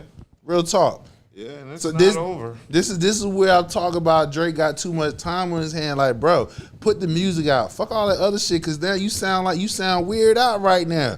You commenting on another man. You had her first. You fucked up. You thought she was an average chick. That's what happened. Meanwhile, ASAP like, oh, nigga, I got that. Now he got 3 up in her. You feel what I'm saying? So I'm like, yo. And like he said, if she posted his album up before, y'all been and his sales would have went the way it was. You'd be like, only reason why I did because your baby mama did it. She did it after it went number one. So why does it matter? Your boy Drake keep mentioning it. Where's she at? Where's she at? You just did it there. Yeah, exactly. Right, exactly. So it sound like to me he's sore. I would be too, nigga. Yeah. Now ASAP also said he's down for a bare knuckle boxing match. He said, "Fuck some gloves, bare knuckle, like the Irish." Stop the cap. He'll beat his ass. That nigga. Stop the cap. Like, first of all, y'all was not boxing bare knuckle. That's not happening. I mean, he did talk about his baby mom. Come on, man. You can't do that, dog. Yeah. She ain't just no baby mom. Yeah. You feel what I'm saying? That's Rihanna. That's Rihanna, nigga. I You might can't have to fight on behalf. Yeah, of word Rihanna. up. Hold on. What did he say? He asked where she was at. Why she You didn't shouldn't post be her speaking single. her name. Period. He didn't speak on her like that. It don't matter. We all know Drake this. been throwing shots. Come on, at subliminal Rihanna. I just shit, said bro. Rocky been throwing shots too. But we ain't talking about his baby moms. Right. I'm just saying. He mad they because both throwing shots. Nah, he It mad is what it because is. he, like he said, he got a baby by a bottom chick and ASAP got a baby by a top chick. You feel what I'm saying? That's all. It's just Drake can't get over the fact that Rihanna chose him over him. Dark skinned nigga. Yeah. Who? ASAP is a dark skinned nigga. Yeah. And Drake is a light skinned nigga. Yeah. Well, I'm thinking it's just Drake I'm feels. being funny, man. Come on, chill out. Drake feels I'm entitled. saying on my dark skin, light skin shit. Go ahead. Drake feels entitled to Rihanna because of his success. He is feel what I entitled to any goddamn thing. Well, I know, but at the end of the day, you see who he had a kid by. So Right. I think that really took his notch down with all the other celebrity women. That nigga need to chill out. He about to lose. He lost to another dark skinned nigga. Like, chill out, bro. You on a 2-game losing streak right now, bro. Leave it alone. He got off of Meat Mills and he like, yeah. And then look, he done lost 2 straight. Chill out. Yeah. Let it go. Make the music and take out the 100 different chicks that you picked out randomly and gave them Birkin bags and gave them money and shit like that. That's an egotistic shit. You feel what I'm saying? Mm-hmm. Like, nigga, he's weird out. The nigga hurt. Well, who started it is the question. Drake. He You did. don't know who started it, Brandon? Drake I have started no idea. it. I just know that Drake started they've been both going. How did he start it? Drake started. How did he start it? Huh? You How talking did about he start you it? talking about his baby mom. There you go. Yeah. Drake been talking about Rihanna for what? Yeah, but now For how ASAP many was years? with But her. ASAP been with her for a minute, dog. So Yeah, all that talk got to end once we talk official. that shit. Once she had the first kid, ain't nothing, nigga. Yeah. He 3 in. Yeah. You shouldn't be talking about her. Period. Yeah, whatever y'all had is gone. That Whatever shit been gone. was trying to have is gone. Yeah, my baby Drake, mom. Drake is on some bullshit. The So better man won. leave that shit alone. He on a 2-game losing streak against dark skinned niggas. Damn. Did he win? Like, they're not married. Like, Yeah, he got won. 3 He got kids by a 3 kids billionaire. by a billionaire. He bro. won. He How won. many niggas won 3 kids by Rihanna? I'm not saying. I'm Me? saying he ain't wifed her yet. Like, She don't don't matter. want. She don't want to get married, Right. bruh. She keep it like it is. We talked about this already. Okay. The reason why her and Cardi B do what they do now because they get money. So it's just like when men got money and somebody divorce them, they're the breadwinner. They got to break them all bread. Why you think Papoose and what's her name ain't divorced Got yet? that next. See, But yeah, I definitely see it as just Drake not letting it, he ain't letting letting shit shit go. go. I didn't see any other reason for ASAP and Drake to be beefing if Rihanna's not involved in the equation. What other reason would they have to beef? He spoke on my lady. They're not even the same tier as y'all state. Hell no. We in 2 different atmospheres, nigga. Yeah. And that's with you on the top of your game. Yeah. What? So yeah, I guess a C-list rapper bagged his dream girl. ASAP ain't a C-list rapper. He like a B. ASAP ain't a C-list rapper. Like, Well, He got a number Definitely one. not A. He got a number 1 album, so he can't Yeah. be no C list and you a number 1 album. it's not even a rapper. It's like Travis Scott. It's like artistry. Yeah, That artistry. is artistry. That's it. That's it. Yeah, so I don't know how long this beef is gonna That last. shit over with, bro. This shit over with. Like, yo, listen, like, what we doing? Who's your BM? Who's mine? Why are we talking? I don't even speak on yours. For what? You had no business speaking on mine. Yeah, That's done. Ain't nothing else to talk about. Because if you keep talking about it from this from here on after this, especially after the conversation with Jason Lee, then you really you proven what we already know what you are. That's why ASAP said let's scrap. Let's get it over with. We ain't gonna keep doing this. Yeah, you feeling some sort of way? I took your girl. Do something about it, nigga. I would hate for him to get knocked out trying to scrap. It don't matter. He won no matter what. If you want to scrap and then you get knocked out, it matters. Here we go. We moving the bar again. How are we moving the bar? Even if all right, let's go down that rabbit hole. Let's say that happened. Let's say Drake did knock him out. I still got 3 beautiful children by her. You still that scallywag. What we doing? Your baby mom looks at you totally different No, after she you doesn't. got knocked out. She ain't leaving them for Drake. She ain't leaving them for I didn't him. say she leaving them for Drake, but you know that this nigga got knocked out. Not necessarily, because you got niggas that talk that shit won't even get up in there. Look, you know what I'm saying? Like, nigga, come on, quit playing. If a girl see you, her man get knocked out. But even if Drake She wins, he gonna still lose. loses. She ain't going with Drake no matter what. Right. I'm just saying. What's next? I think I'd get the ass before Drake. Okay. That nigga soft. No, Rihanna will give me the ass just to despise Drake. She's like, I don't even think you're cute, but, I got to piss this light-skinned nigga off. Okay, let's go ahead and move on because there is... Let's go ahead and get more beef. I'm darker than Drake. Nigga, the colors are white and shit. Talking about light skin. The fuck is he talking about? I'm sorry, who's lighter, me or Drake? Yeah. Y'all about to say. No, what the fuck are we? Break the paper bag out. Bring me the paper bag. You know what it is. No. You know what it is. No. Look, give me the paper bag. Drake is way lighter than me. But moving on from Drake, there's been a lot of beef in the news between former lovers Remy Ma and Papoose, and Clarissa Shields is getting involved in all this. It first started with Remy Ma like throwing shots at Papoose. Did y'all see her little diss towards her ex? Nerving niggas waiting that they wrote those hits when they whole career they never go for shit. Not for me or anybody else. You always acting like you help a pack, nigga. I know what the problem is. I don't really brag them, but you don't talk about prices when your bags up. You keep talking numbers, but the numbers ain't adding up. You want to be a baby, but yeah, I know how to network. How to network. You know you get money when they Googling your net worth. I'm a motherfucking expert. I ain't talking out your neck, but I know how you niggas gonna hate my guts. Cause you bitches really young, they can't make this up. They calling me slim friend, but my weight is up. They telling me I should wait, nigga.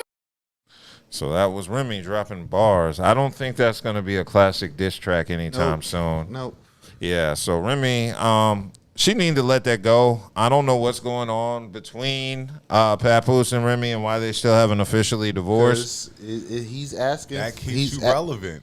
He's asking for a certain amount that she's not trying to give up.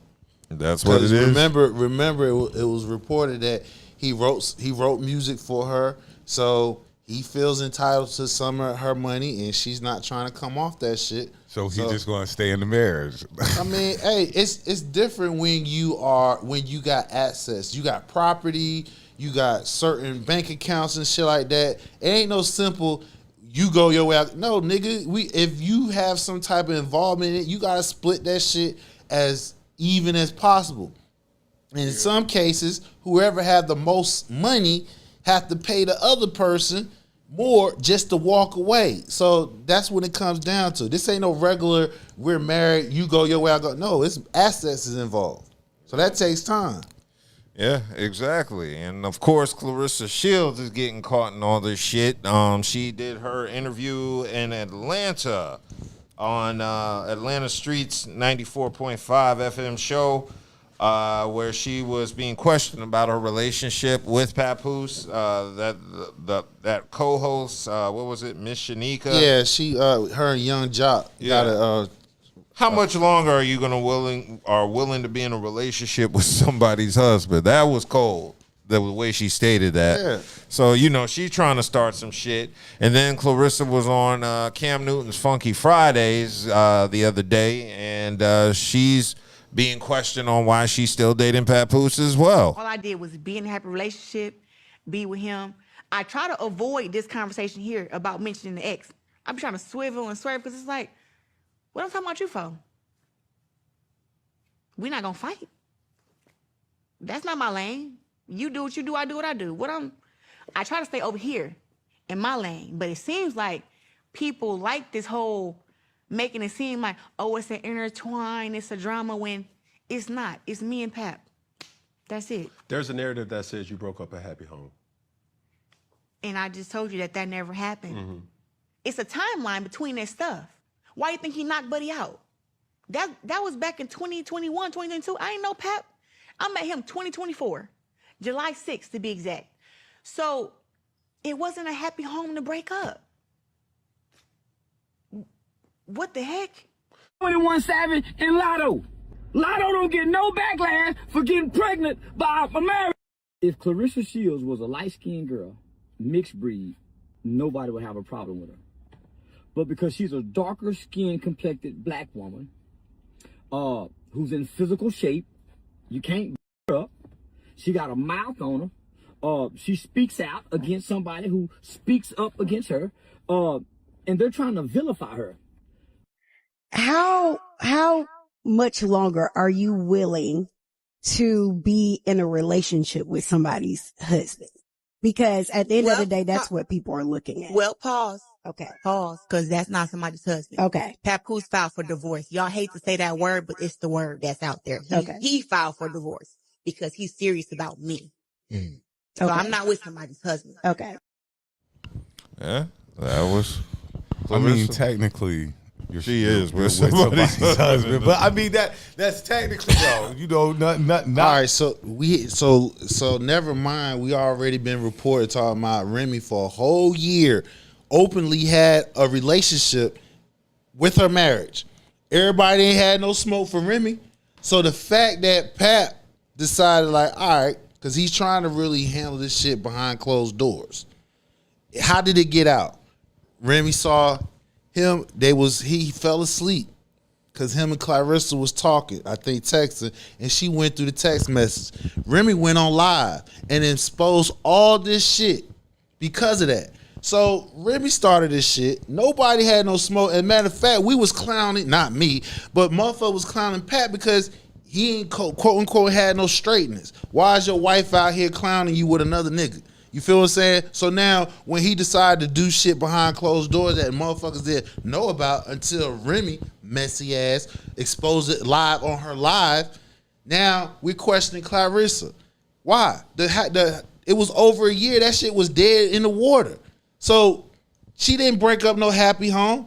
Now, let's go back why they're not divorced. Because he's asking for a certain amount that he feels like he's entitled. If this roles were reversed and he was the breadwinner and the woman asked for that, people wouldn't be questioning that. So obviously, Remy's not willing to separate certain assets, money towards Pat. That's the reason why the divorce takes as longer than it have. Most people like, fuck it, I don't give a fuck. Here, you take that, I take that, we'll just move on, split this 50-50.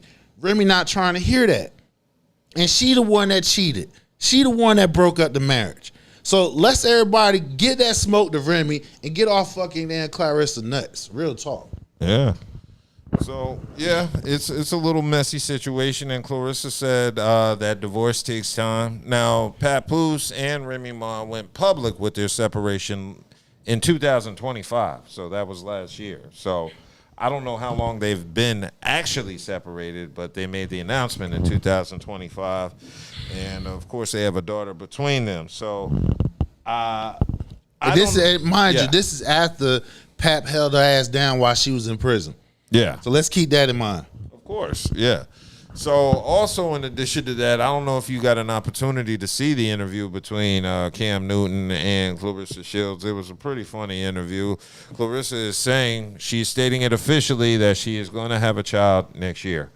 And I don't know how much in agreement Papoose is. I mean, listen, if motherfucker out, if she talking that shit loud and clear, you got to take the chance for what she said. She ain't the chair for no reason. Yeah. You don't get to the top of your damn trade for no reason. You got to be confident, and when you speak that shit, you meant that shit. Yeah, and I'm pretty sure Pap has two options. You can give her the sperm, or she can take knock it. Your ass out. Yeah, boy. Like, hold still, motherfucker. But real talk though, y'all need to get back up our Clarissa for real, because she ain't break up no happy home. That shit was dead in the water. You ain't gonna have no women portraying a man openly in public, and ain't nobody said nothing to her. In fact, y'all was clowning him. So now he doing something. Now you trying to get at the woman that he has interest in. No, get that smoke to damn Remy Ma. That's where it starts at. Mm-hmm. Yeah, in addition to that, as you saw in the clip, there was also Charleston White stating his opinion that the reason Clarissa Shields is catching so much flack and Lotto is not catching the same amount of flack for the same offense, which is dating 21 Savage and getting pregnant by him. Allegedly, 21 Savage is married.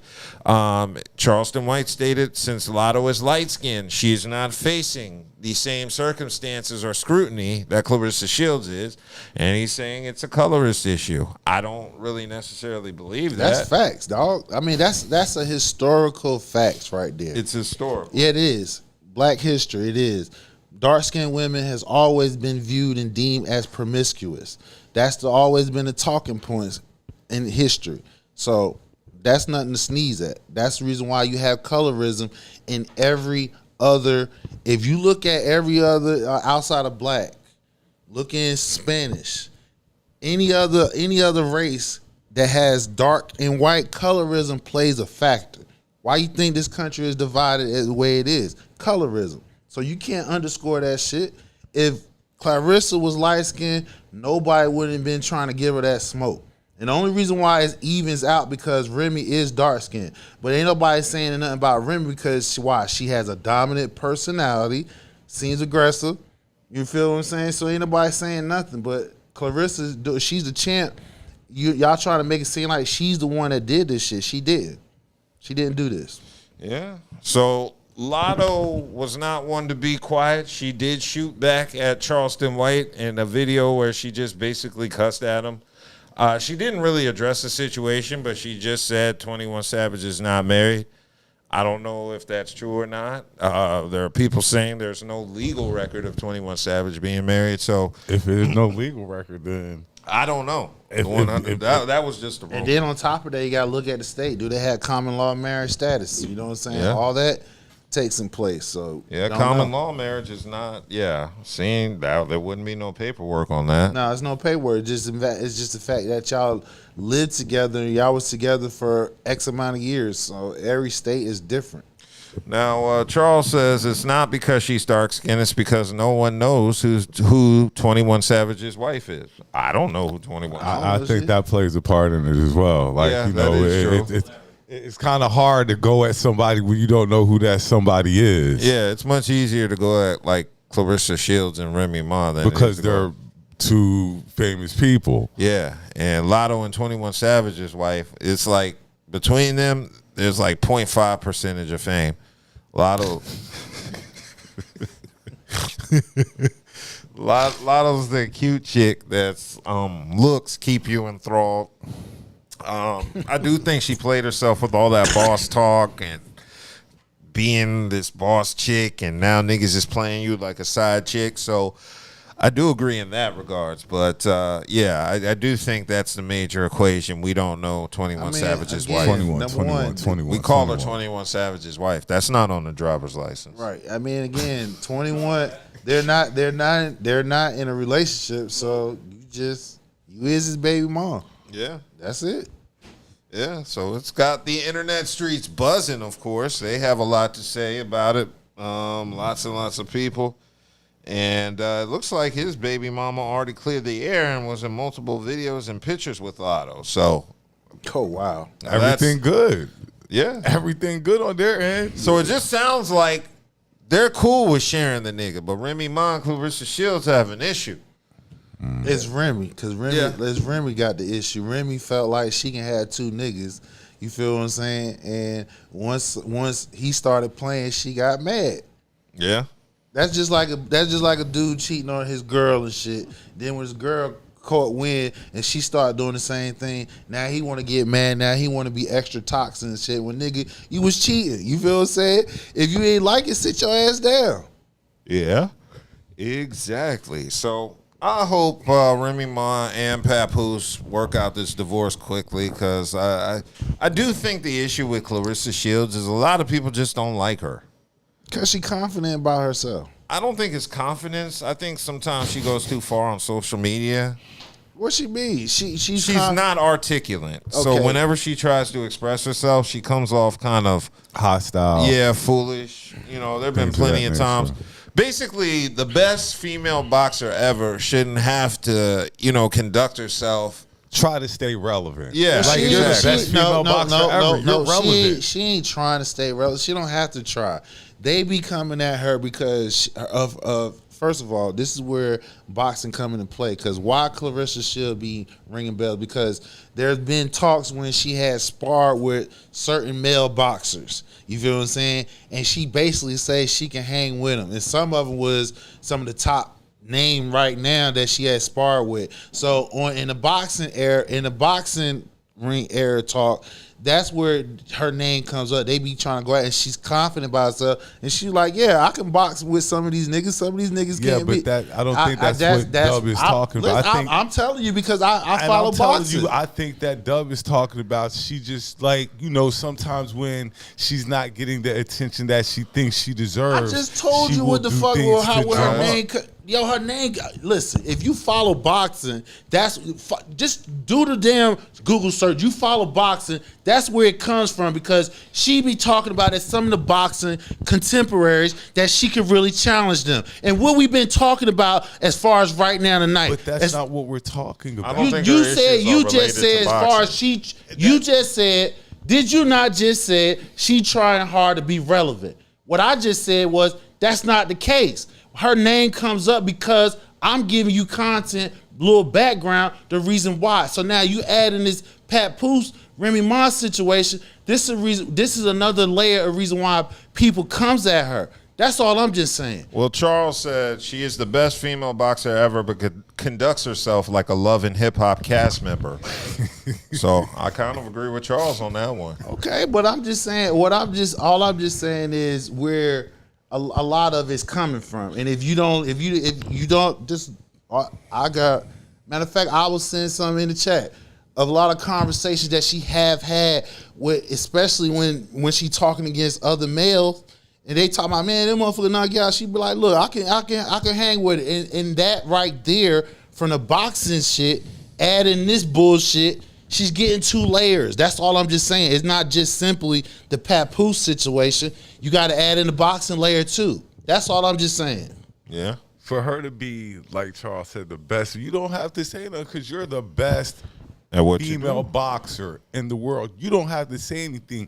You do stuff to put yourself out there. You know what I'm saying? To kind of like remind us that Clarissa Shields is still out there. When you ain't got to do that. We know what you do. Okay, so when you having Jake Paul events, when those boxers that's up there, one of them that won the heavyweight, she beat her before the Jake Paul shit. She got more money than Clarissa, and Clarissa is the champ. So Clarissa out here pretty much promoting herself because people is not really giving her due as far as pay. So you got people. Hold on, is that Clarissa's fault? No, it's not. No, it's not. It's not her fault. It's not her fault because, like I said, one, if you're the best, you're the champ. And mind you, women's sports in general don't get paid. So this is where we talk about when you talk about protecting women and fucking little girls. When they come into sports, professional sports, pay them their due. She's a champion. You got lesser boxers than her. Some that she beating getting paid more than her. So she's out. Is it that her management's fault? It's not necessarily management. In boxing, you got politics in boxing. It's a lot of politics Didn't that goes on in that boxing. big promo company? Wasn't there some promotion company she left?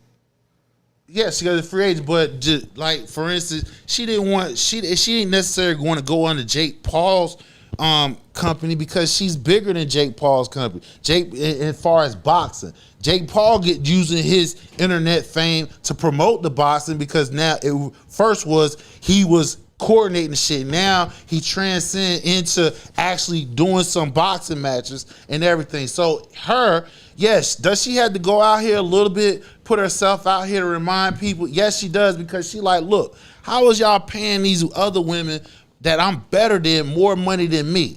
So yeah, it might be a little bit extra, but I can see her point and see why she's doing what she's doing. And only people who follow boxing knows this shit. Well, I think what we're trying to say is it's not that you try to grab it's how you come across the people.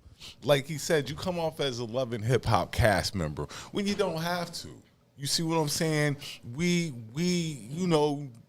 you should be a little bit more astute than what you are, is what I think people are trying to say. So if you sit here, you're successful, and what the fuck you doing, coming from where you come from, who the fuck gonna challenge her thought process? I wait. If you take whatever it is you came from, whatever struggles you come in, and you conquer all the naysayers and people who said that went against you and even try to sabotage you, you get to the top of your game, who the fuck you gonna listen to? She not listen to people who not even on her level. That's number one. And see, that's what people need to understand. It's levels to this shit. And life in general as well. We're not the same. Because if so, nobody wouldn't be struggling. Everybody would be rich. Everybody would have equal shit. It's not like that. So when she's sitting here coming up the ranks of boxing And that's the reason why she had the fiasco with the Layla Ali situation when we talked about it last year, because she's trying to get her due, and that is the money. Well, we hope Clarissa Shields. I hope people stop taking it too hard on Clarissa Shields. I do think some of the shit she does on social media is in response to people because she's overly sensitive. But I hope she gets that shit together. Let's go ahead and move on because I got a topic before you get to the next one. Anybody listen to Pooh Shicey's new album? I have not. No, I ain't getting a chance to. Okay. Oh my God. Unfortunately. Is it good or bad? I don't. It's all right. It's all right. So, I guess the easiest way to put it is this is not what you want to release, and you're facing charges. Boy, if they using songs, so the main thing, and because I was having a discussion with my with a few of the homies earlier or whatever, and one of them was like, "Oh man, yeah, he out here. Oh man, this shit gonna go hard. It's double platinum. It's gonna go double." Like, no. And when he's talking like that, I'm like, all right, hold on, because this is one of my little young homies from the Chi. You know what I mean? So I'm like, all right, let me go check this shit out. And it starts off like, oh yeah, this shit is hard. But then I'm thinking like, oh, next song, like, oh, okay, every. Oh man, it's a lot of drills and a lot of murders. It's a lot of incriminating statements. But on that note, it's just a Pooh Shiesty album. Like it ain't nothing that's really that's going to stand out like that. You know what I mean? Like it's a couple of tracks up there that are dope, but it's a couple I don't know why they made a cut. But it's just the message or the you know what I mean, most of his lyrics. It's the lyrics. Like this is a certified goon y'all are talking. If he's really, you know how they say. I'm gonna say this: build a studio in the feds where he does all the music you can do, bruh. But he does not need to be out here with everybody else. If the majority of his record is truthful, because for what I gather about Pooh is too honest. Like he's too truthful about things that he should not be truthful about, if that's the case. And I'm just hoping that is not the scenario when I'm listening to his album, because a lot of like the album's okay. You know what I mean? Like I'm not gonna say it's top notch or but it's Pooh. Pooh got some dope tracks up there, but it's just gangster. Yeah, it's like he stays slimed out. It's slimed out. It's one of the most gangsterous albums I think I've ever heard. Like, and to be facing really these charges, yeah, he's talking that shit. He's really talking. He's talking that shit. And almost like self-incriminate. Like, you know what I'm saying? Like he's really talking that shit. Like, and like they say, some rappers live. They try to rap where they live. This nigga just living what. Yeah, bro, living what you rap and rapping what you live is entirely different. Entirely different. Cool. Well, yeah, it looks like there's another comment in the chat. Alpha Dog, the solution to the problem you're saying is to make Clarissa Shields more marketable and not make a spectacle of herself. So that means somebody she needs to quit responding so much on social media. Yeah. That's what I said. It's about marketing. She could be huge, but it's how you come across to people. Yes, indeed. So let's go ahead and move on because there was more beef in the news this week, particularly 50 Cent, Rick Ross reigniting their beef. They've been going back and forth. 50 was throwing shots at Rick Ross over the sales of his new album, Set in Stone. Ross was firing back saying 50's house is fake and on Airbnb. And they've just been having a back and forth since. Rick Ross is throwing more shots. Share game with the young hustlers. I'm a boss. Keeping it true to the culture. If I wanted to sell 250 the first week, you think Rose couldn't have played that game? Them played to sell $250,000 the first week. That shit cheap. Them y'all be talking about can't even show you a motherfucking palm tree in their front yard. This $100 million house. I want to go viral this morning, so Curtis, I ain't finished with you. I saw you making excuses of why you was kicked off the shows, blamed it on the black woman. She's the creator. She wrote it. It's her show. Ghost was her show. Kanan was her show. She gave you $3,500 an episode. Just to do little posts and all that. Be loyal to the black woman the way you are to Eminem. She gave you an opportunity. But I heard you say you finna release new music with Eminem and Tupac. Hey, boy, Pac been dead 30 years. Let the man rest in peace. And Eminem, come on now. Come on. Come on, Curtis. Put them shoes out, let them flop, and do your Tony Yayo Lloyd Banks remix, baby. Come on, baby, let's go. Well, that was Ross throwing a little more fuel on the fire. Oh, my God. Yeah. Hey, if ain't nobody that's 50s, MAGA 50 kryptonite, that's Rose, nigga. That nigga don't lose character over nothing, bro. I'm just saying. These niggas sound like two bitter bitches. That shit is funny. They sound like two bitter women. I mean, you know, MAGA 50 started first now. Yeah. He started first. I mean, Rose mind regardless of how this goes, they sound like man. two bitter women. How so? When we've been talking about all summer how MAGA 50 be going at everybody that's black. He ain't never go at nobody that's outside of black. And on top of that, niggas dropping music. When the last time MAGA 50 dropped anything? And then we just talked about, I told you how that Shreveport deal gonna be some bullshit. Look what happened. He talking about threatening to pull the shit out and everything. So the whole thing is, y'all sit here and letting this culture vulture, raccoon ass nigga. Who's a culture vulture? MAGA 50, nigga. That nigga How sitting is here. he a culture I'm vulture? telling you, he sitting here, he sides with MAGA. That his whole deal in Shreveport was MAGA. He pushing a law. He pushing a law. Do you know what a culture vulture is? You asking me, and I'm telling you some facts here. He sitting here want to push a law in Louisiana that disenfranchise black and brown, just so he can get that deal in Shreveport. He sit here talk against black people, and y'all take it as, oh, that's him being funny and shit. No, that nigga's an open mic to the fucking MAGA. This nigga performing Donald Jr.'s fucking him. I think it was Busta Rhymes. Somebody else. They performed at his damn at his party and shit. What songs you singing? Many Men and MAGA movement. I'm like, come on. The nigga is saying this shit loud and clear, and y'all sit here giving him a pass because, oh, that's just 50 being trolling. No, this shit bigger than that. That's why I tagged his ass MAGA 50, because that shit is facts.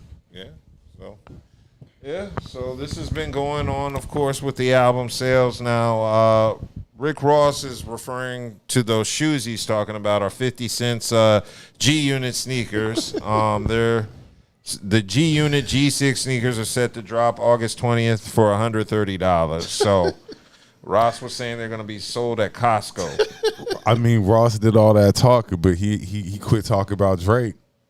He quit talking about Drake. I mean, he had to respond to MAGA 50. MAGA 50 fuck with him. He mind his business.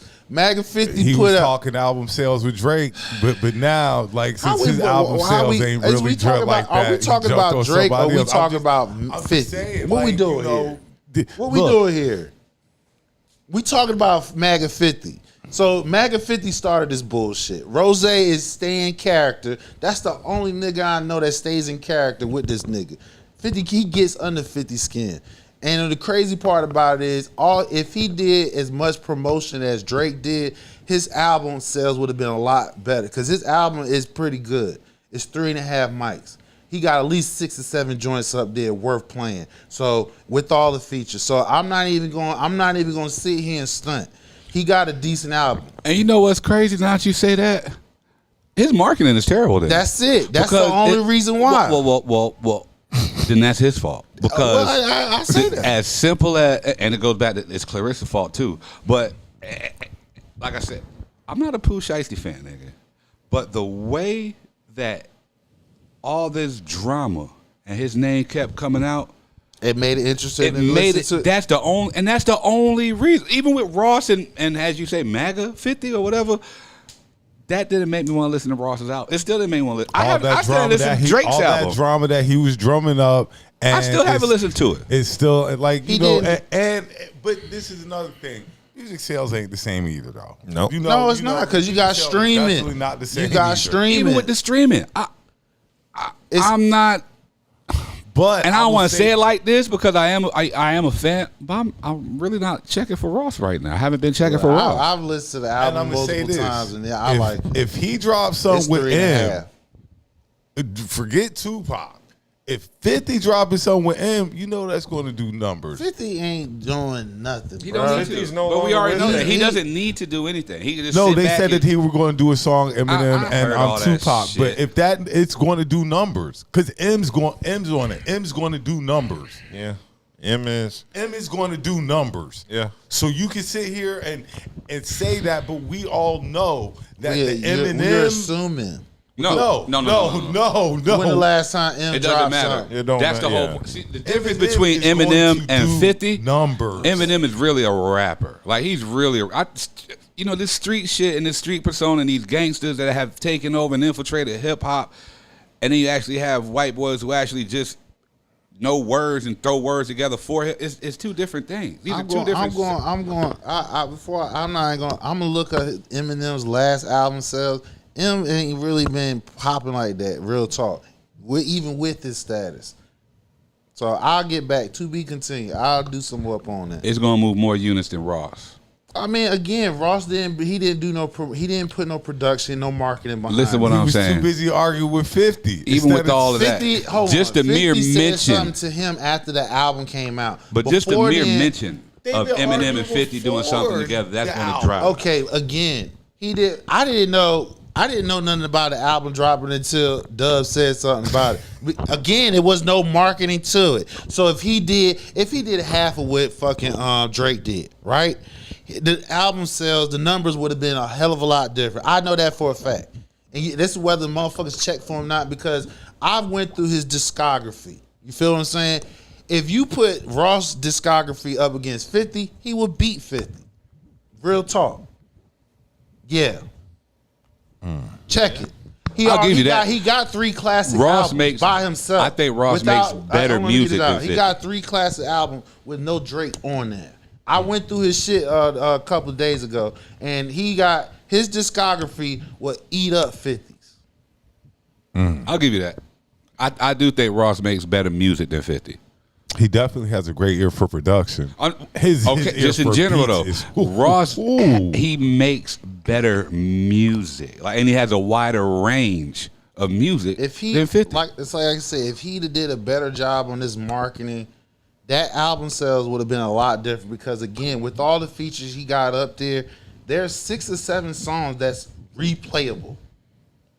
That's all I'm gonna say. How many I ain't songs heard on the not album? one of them yet. That's fine because they're not playing on How the many songs radio. on the album? That's another thing. They're I don't not listen to the radio. I got 17. playlists. Like I get what you're saying. 6 or 7 and I songs hear on the most of 17. these tracks, especially Yes. from these other artists, these young artists that they just all random. They just be on the playlist. I feel what you're saying, but like I said, if he this, and I said this in the comments, I said Ross gonna catch it. The late album sales. Now with all this shit being talked about, now people gonna go listen to it, and when they listen to it, it's gonna push. He gonna get the numbers that he should have gotten in the beginning. I got a question for y'all. Is there any other albums you're anticipating this year? Nah, because nobody's really see, and that's another thing. What they need to do to go back to give visions. Vision. What we did. They don't do rollouts.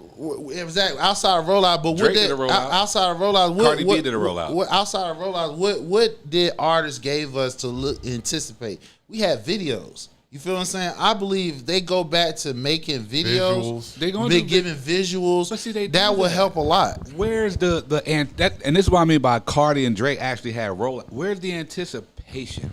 What is it that you're doing to make people anticipate? That's another thing. We didn't get Cardi B. That's what I'm saying. She actually did a rollout. She had rollout, and Drake she did a rollout. Exactly. Cole did a rollout. Right. Yeah, Cole did a rollout. Yeah, exactly. Shit was Cole. So when you do rollouts and everything, that That's gives the anticipation. That's exactly. That's So the anticipation. He didn't do That's nothing. the marketing. Yeah, he definitely He didn't do that. Ross ain't If do he'd none have of did that, Pooh ain't even do that. This nigga just got his but he Scooby had ass lock, his controversy. crazy ass lock the fuck back up. He just tried to And fucking not only that, Debo his way out of contract. Pooh had a #1 hit too. He didn't have Remember, that, and that's FBO what I'm was saying. Like, the hottest song out. and Exactly. it keeps making me want to go anyway. back to that. Like, nigga, that was your rollout. Yeah, but Ross ain't had no rollout. I know. He just that's what It's he how fucked you- up at. This is why, and this, it's crazy. I talk to my kids about this same thing. How are you spending your time? How are you spending your time? True. Ross is spending his time wrong. He was spending all his loose time way wrong, yo. That's all that was. How do we know that? Look at his sales. Was there any hype? Nah, he ain't. Was there any anticipation? That's all I'm saying. Like, look at other ventures that he's making money. Yeah, off but of. But that's you're not what I'm also, talking You know, about. if you're putting your music out, especially Ross, because like we all know Ross is that dude. Nigga, you know what? You know what was bigger than Ross's album? What? His motherfucking pool party. It was. The pool party was probably bigger than the album. Yeah, he had a rollout. More promo. Yeah, he did. Yeah. More people knew about the pool party than the album coming out. Because I damn sure didn't know about it.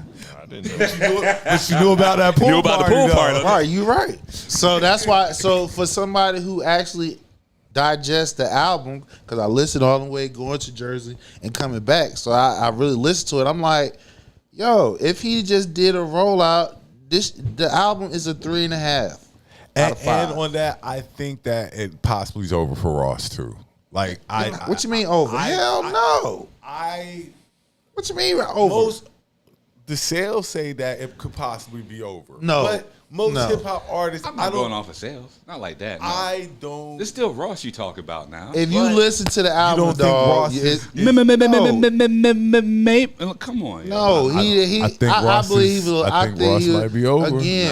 Again, with all the other business adventures that he have, he just didn't put as much That's effort what I'm into saying. this. Like, I don't think music is his main focus no Anymore. more. It's not.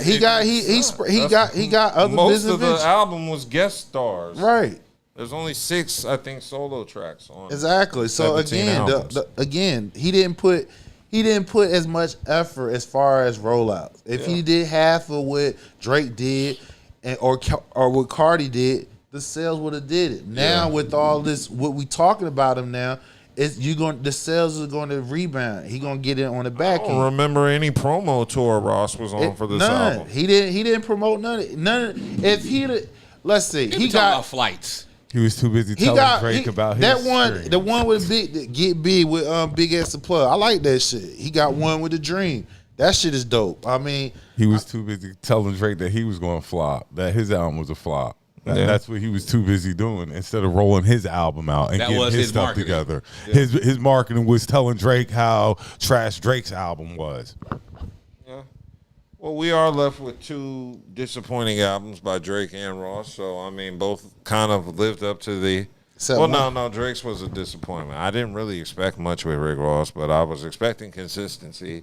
I do think this is one of Ross's worst albums, and it's not that bad compared to what else it's is not out. bad. That's the whole thing. It's not bad. He just did no rollout. It's not bad. But I do think it's one of his weaker albums, just artistically, just because it's too many guest stars, not enough Ross. But it got a couple joints on there. But let's go ahead and move on because there was more beef going on in the world between Vic Mensa and Cameron. They had a little indiscretion between them where they had a little back and forth. Cameron basically does not like the idea of Vic Mensa calling him out for the reasons he did and basically thinks Vic is being a troll. But what's his name? Vic Mensa? Okay. Vic. Yo, homeboy, why is you clickbaiting, talking about I said the people in Africa saying, because I didn't say that. I was repeating what somebody said. You clickbaiting and you clout chasing. I'm disappointed in you. But what do I expect from a nigga with a Rockefeller tattoo on his neck? He did say he was a fan of yours. I don't give a fuck. See, that's what niggas do. They try to diss and then be like, but we cool. Respectfully Yeah, and see, all that. that's perfect. And niggas ended with respectfully, which is the most disrespectful word to me. But at the end of the day, I'm just trolling with the Rockefeller tattoo. I don't know why he has one. Jay-Z don't got one. But I'm just saying I don't really understand why he has a Rockefeller tattoo. That's tough. Yeah, I seen it's tough, man. Especially when they broke up. What you do with that? You know what I'm saying? But he was on there saying he tried to go through my last name and this and that and this. Look, if you want to believe that, what you trying to acknowledge, nigga? If you want, yo, nigga, fuck out of here. She said you was a slave owner. Giles' name. I saw Cameron saying he's not an African and Africa stinks. I'm not African. Sin went to Africa and told me people stink. Now, obviously, this is ridiculously disrespectful and ignorant, but I love Killer. So let's approach this empirically. Why don't we do a history of the name Cameron Giles? Giles is a medieval French name originally used by the followers of a one Saint Giles. He telling you the history of some shit from 1,000 years, 2,000 years, however long ago. Mm-hmm. He can't even get the story from the podcast right. Saying that I said African six, I didn't even say that. So therefore, how are we supposed to believe which from that you know what's going on 2,000 years ago if you don't know what's going on last week? Yeah, so that was Cam just calling out Vic, basically saying he's a clout chaser, which I kind of agree. Vic Mensa is a clout chaser. Now, that stemmed from the story Cameron said where he was recalling what his boy told him about Africa, and Cameron said that his boy said Africans stink, not him.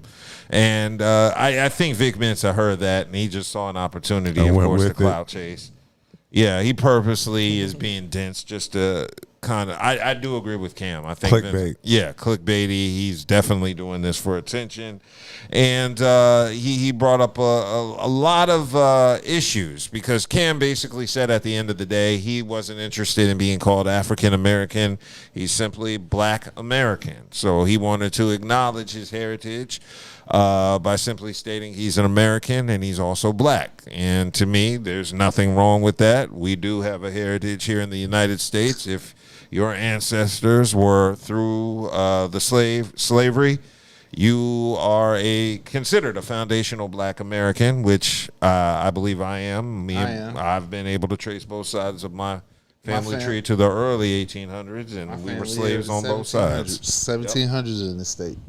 So, yeah, I think this has led to a bigger argument between Africans and Black Americans, and I'm not sure what the issue is. I just think, history. Yeah, I mean, me personally, I identify as a Black American. You have a set of people that was forcefully taken from their homeland, stripped of their original language as well as religion, and been indoctrinated to believe another type of system. So you have two different same diasporas that's just lost in the mix due to racism, slavery, But at the end of the day, it is what it is. Yeah, I purposely think Vic Mensa was purposely being dense for the sake of the clickbaiting. That's why Cameron called him out. I just don't understand what Vic Mensa was hoping to gain. And this dude has a very weird history. I remember when he threatened to whoop academics' ass. It's just a lot of his history has been conflict. And then Cameron started clowning him, pulling out that video of Vic Mensa in makeup and a dress. Yeah, and I want to know what the hell was on Vic Mensa's mind when he decided to do that. If I had a video like that circulating, which I don't, the last thing I would do was beef with a nigga like Cameron, who's going to go from there. Harlem. Cameron's going to go there. Them ASAP, them niggas from Harlem don't be playing, man. Mm-hmm. That's why your boy Drake better chill out. Yeah, so Cameron said culturally, hold on, let me make sure it's Cameron. Yeah, which was Cameron denying he was African. Culturally, this is what Vic Mensa said. He said, culturally, you resonate with America. That's a nationality. You may have European or indigenous blood, but your ancestors' origin is overwhelmingly Africa. Take a DNA test. You can tell me what it says. I'm not denying origins that we're in from Africa. Everybody's from Africa. But if you go back so many years and your family is still right here in the United States, you're a Black American. Yeah, I mean, I've had a DNA test. All he just reminded him saying, even though you're Black American, We all know we all know that the cradle of civilization is Africa. That goes without saying. You got Black Americans that say right now they're not African American. They don't have no ancestors from Africa. Yeah, we know people like that. You got a lot of black people think like that, bro. So well, I mean, I really don't acknowledge the African side. I mean, I know I took a DNA test. It said I was 42% Nigerian. I got like. Well, my father-in-law's from Nigeria. So. I got like 21% Nigerian. I mean, it didn't bother me. I'm just not the biggest fan of Jollof rice, so I didn't understand. This dude. I didn't understand it. But, I mean, that don't mean I don't know anything about Nigeria. And I know that's like a majority of what my supposed origin bloodline is. Right. But I identify as an American, Black American. I could tell you a lot about America. Yeah, I can't tell you a lot about America. It's only for the ones who want to take it deeper than that. You feel what I'm saying? Some people really want to know, really trace back their heritage, so they have the ways, the means for you to do that. So if you choose just to only identify yourself as Black American, you have the right. But some of us like to know your complete origin from where you from and is willing to take the time and effort to figure that shit out. That's all. Yes, indeed. So I don't see this beef lasting too long. I don't think Vic Mensa has enough bullets in the clip to rock with Cam or to go against Cam. Cam is just going to clown that nigga to irrelevancy. And Vic, I have no idea what you're doing, but I know I think Vic has Vic Mensa's father is African, someone very close to him. His father is. Yeah. So it's African origin. Yeah, so he has a closer bond to Africa than most Black Americans do. So I don't have any I don't even think there's any married relatives in my family tree that are actually from Africa or African. Nah, I don't think so. But hey, I think that beef is done. There ain't nothing to go back and forth. I don't even think it was a beef. I was just like Cam had to check his ass. All right, so because I know Dove getting ready to jump. Last week I held off. We were going to do rapper tiers last week. If you remember when I was going through the 38 comments and stuff, and they were like, well, Jadakiss is top tier. And when we were doing rapper tiers, do y'all want to do that tonight, or y'all want to wait till next week and bring like a couple of names that you want to throw out? Like I said, I noticed that people were like, well, Jadakiss is top tier, and like we said multiple times, Jadakiss is that guy, but he's not. He don't have no classic top tier that guy. And the reason why we said that because he has no classic albums. He got hits, bars. He got bars and hits for days. He don't have that classic album. No disrespect to Jadakiss at all. And there's a lot of rappers who are on that. His discography. You're not the GOAT tier, but you're right under, like, you're great. But is You're that great? But is that due to the fact that the younger generation that's listening to his music can say that, whereas when we came up, we had underground artists that was just as hard as mainstream, not even harder, but they could never get that shine because that's how deep and talented and rich music came up when we was coming up, to where now it's simplistic. We had metaphors. You had to have all types of creativity, and let's keep it real, a lot of hip-hop artists did go to college, so they knew how to spell, they knew how to, you know what I'm saying, so all that played a factor. Like, okay, first rapper I'm gonna throw out, Redman. What tier would you put Red on? He's top tier. That's Jersey. That's one of my favorite artists. North, baby, stand up. Redman top tier. Top tier, nigga. A GOAT tier. Like when I GOAT say tier, top yes, tier, nigga. Tier. Bar for bar. Murder any goddamn body. And I ain't saying that because we from the same hometown. He's like that. Jersey Jersey is stand going up. on. Brick City, baby. All right. Another name I'm gonna throw out. Big Pun. Where would you put Pun at? Is Pun, as of now, top tier. Is Pun top tier? Yes. Yeah. I don't think there's another Latino rapper to outside of Fat Joe. Pun's better than Joe, though. I know. I guess that's what I'm saying. I don't know.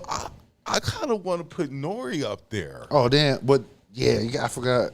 I caught like Nori's up there too. I think Nori is he got a class. Let me, bro. You know I was a super thug growing up, but he's not top. He know how to he know how to put songs together. It was the energy.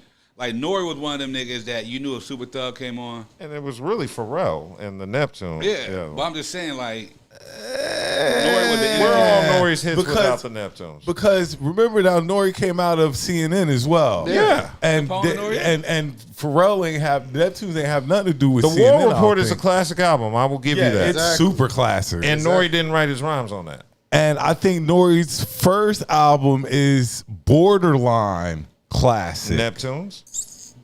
Yes, that came out in '98. So that's the one he.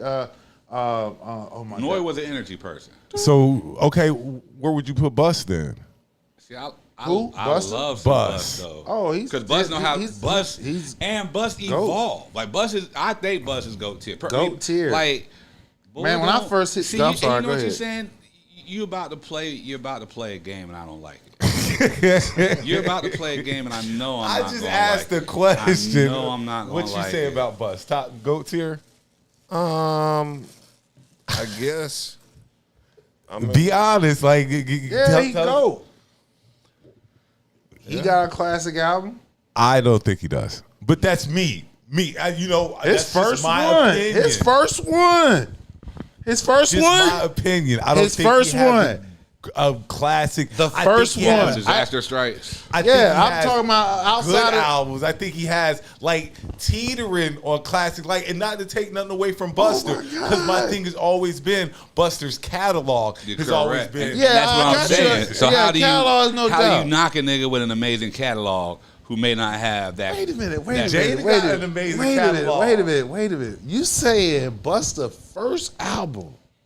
That's it's just not me. a classic, bro. They've been doing that. He's been doing that for. That's why I said he's about to do. He's about to play a game I do not like. I know. They about to play a game I do What not you like. mean, bro? I don't think Buster has a classic album. That's just me. But his catalog is classic, like second to none. One of the best catalogs out there. Damn, I can't. So you calling him the hip hop Chris Brown? Yeah, pretty much. That's exactly what he doing. Is that what we're doing? Is that what you're doing? Is that what you're doing? I love Buster. I love Buster. A bus. I love Buster. That's just like, okay, boom. Fab. Charles said Twister. I don't think so. The thing, I'm not in the Midwest like that. So his features when he was out, like around the Rockefeller and the Doe died. I'm gonna put Tier up. I'm gonna put him up there. He's I'm gonna close. Put him up there. Cool. I'm gonna put him a tier under. Twister. I'm gonna put him up there. Just for the catalog, I know I'm putting him a tier under. I'm gonna put him on one. I'm gonna put him up there. Because Twister, Twister been like that. Now, like you say, I'm not a big Midwest guy. I don't know the ins and outs of his album. He got some classic. He got his discography is tough. Yes. I mean, the classic one is Make It Rain. I forgot who the lady. Jamie, he got songs, Jamie and stuff like so. I'm gonna put Twister Look at that up Doe or Die there. song still with that. I'm gonna put Twister up there. I'm gonna put him top tier. That's me. I'm gonna put Twister up there, top tier. Any other names y'all want to throw out there? That way, next week you can put like 5 names together and bring with you, and then we can have a real. Charles said Ross do have a song up there with T.I. on his album that goes hard. Another feature. Yeah. Of course. Where's Ross at? Is Ross top tier? Yes, hell yeah. He got over 2. He got, in my opinion, 3 classic albums. Well, I mean, what are we using to define? What's the gauge? Yeah. What's the gauge on this? I guess that's the issue I'm having. Like, what's the gauge? Because you're not about to sit here and drag my golden era MCs into this new era bullshit. Like, you're not going to do that. Who did I drag? But Buster. and it's questionable. It's Dub sided with me. What? About Buster Rhymes. Well, I sided with him with Buster. It's that's we why split. It's questionable. It's a split. I'm not dragging it's not like I pulled out Rakim, like, go. Oh, that doesn't even count. Like, he shouldn't even come up. What other, Buckshot. That's God. That's God MC. Come on, man. That is God MC. See, this is and that's what. See, this. You're not about to sit here and disrespect I'm the not golden era. disrespecting You're not going to nobody. disrespect the boot camp. You're not going to disrespect native tongue. You're not about to do this shit. You are not about to do this while I'm sitting here. We just said in our and then you're gonna era, say Rick Ross, right? Like, get the fuck out my face, man. We just said in our era, right? To like we gonna use the football analogy, right? You got first, second, and third string. We had 3 strings that was strong. Nowadays, music, you barely can get 1. You got to have a hard first string. We had a hard first string, right? Exactly.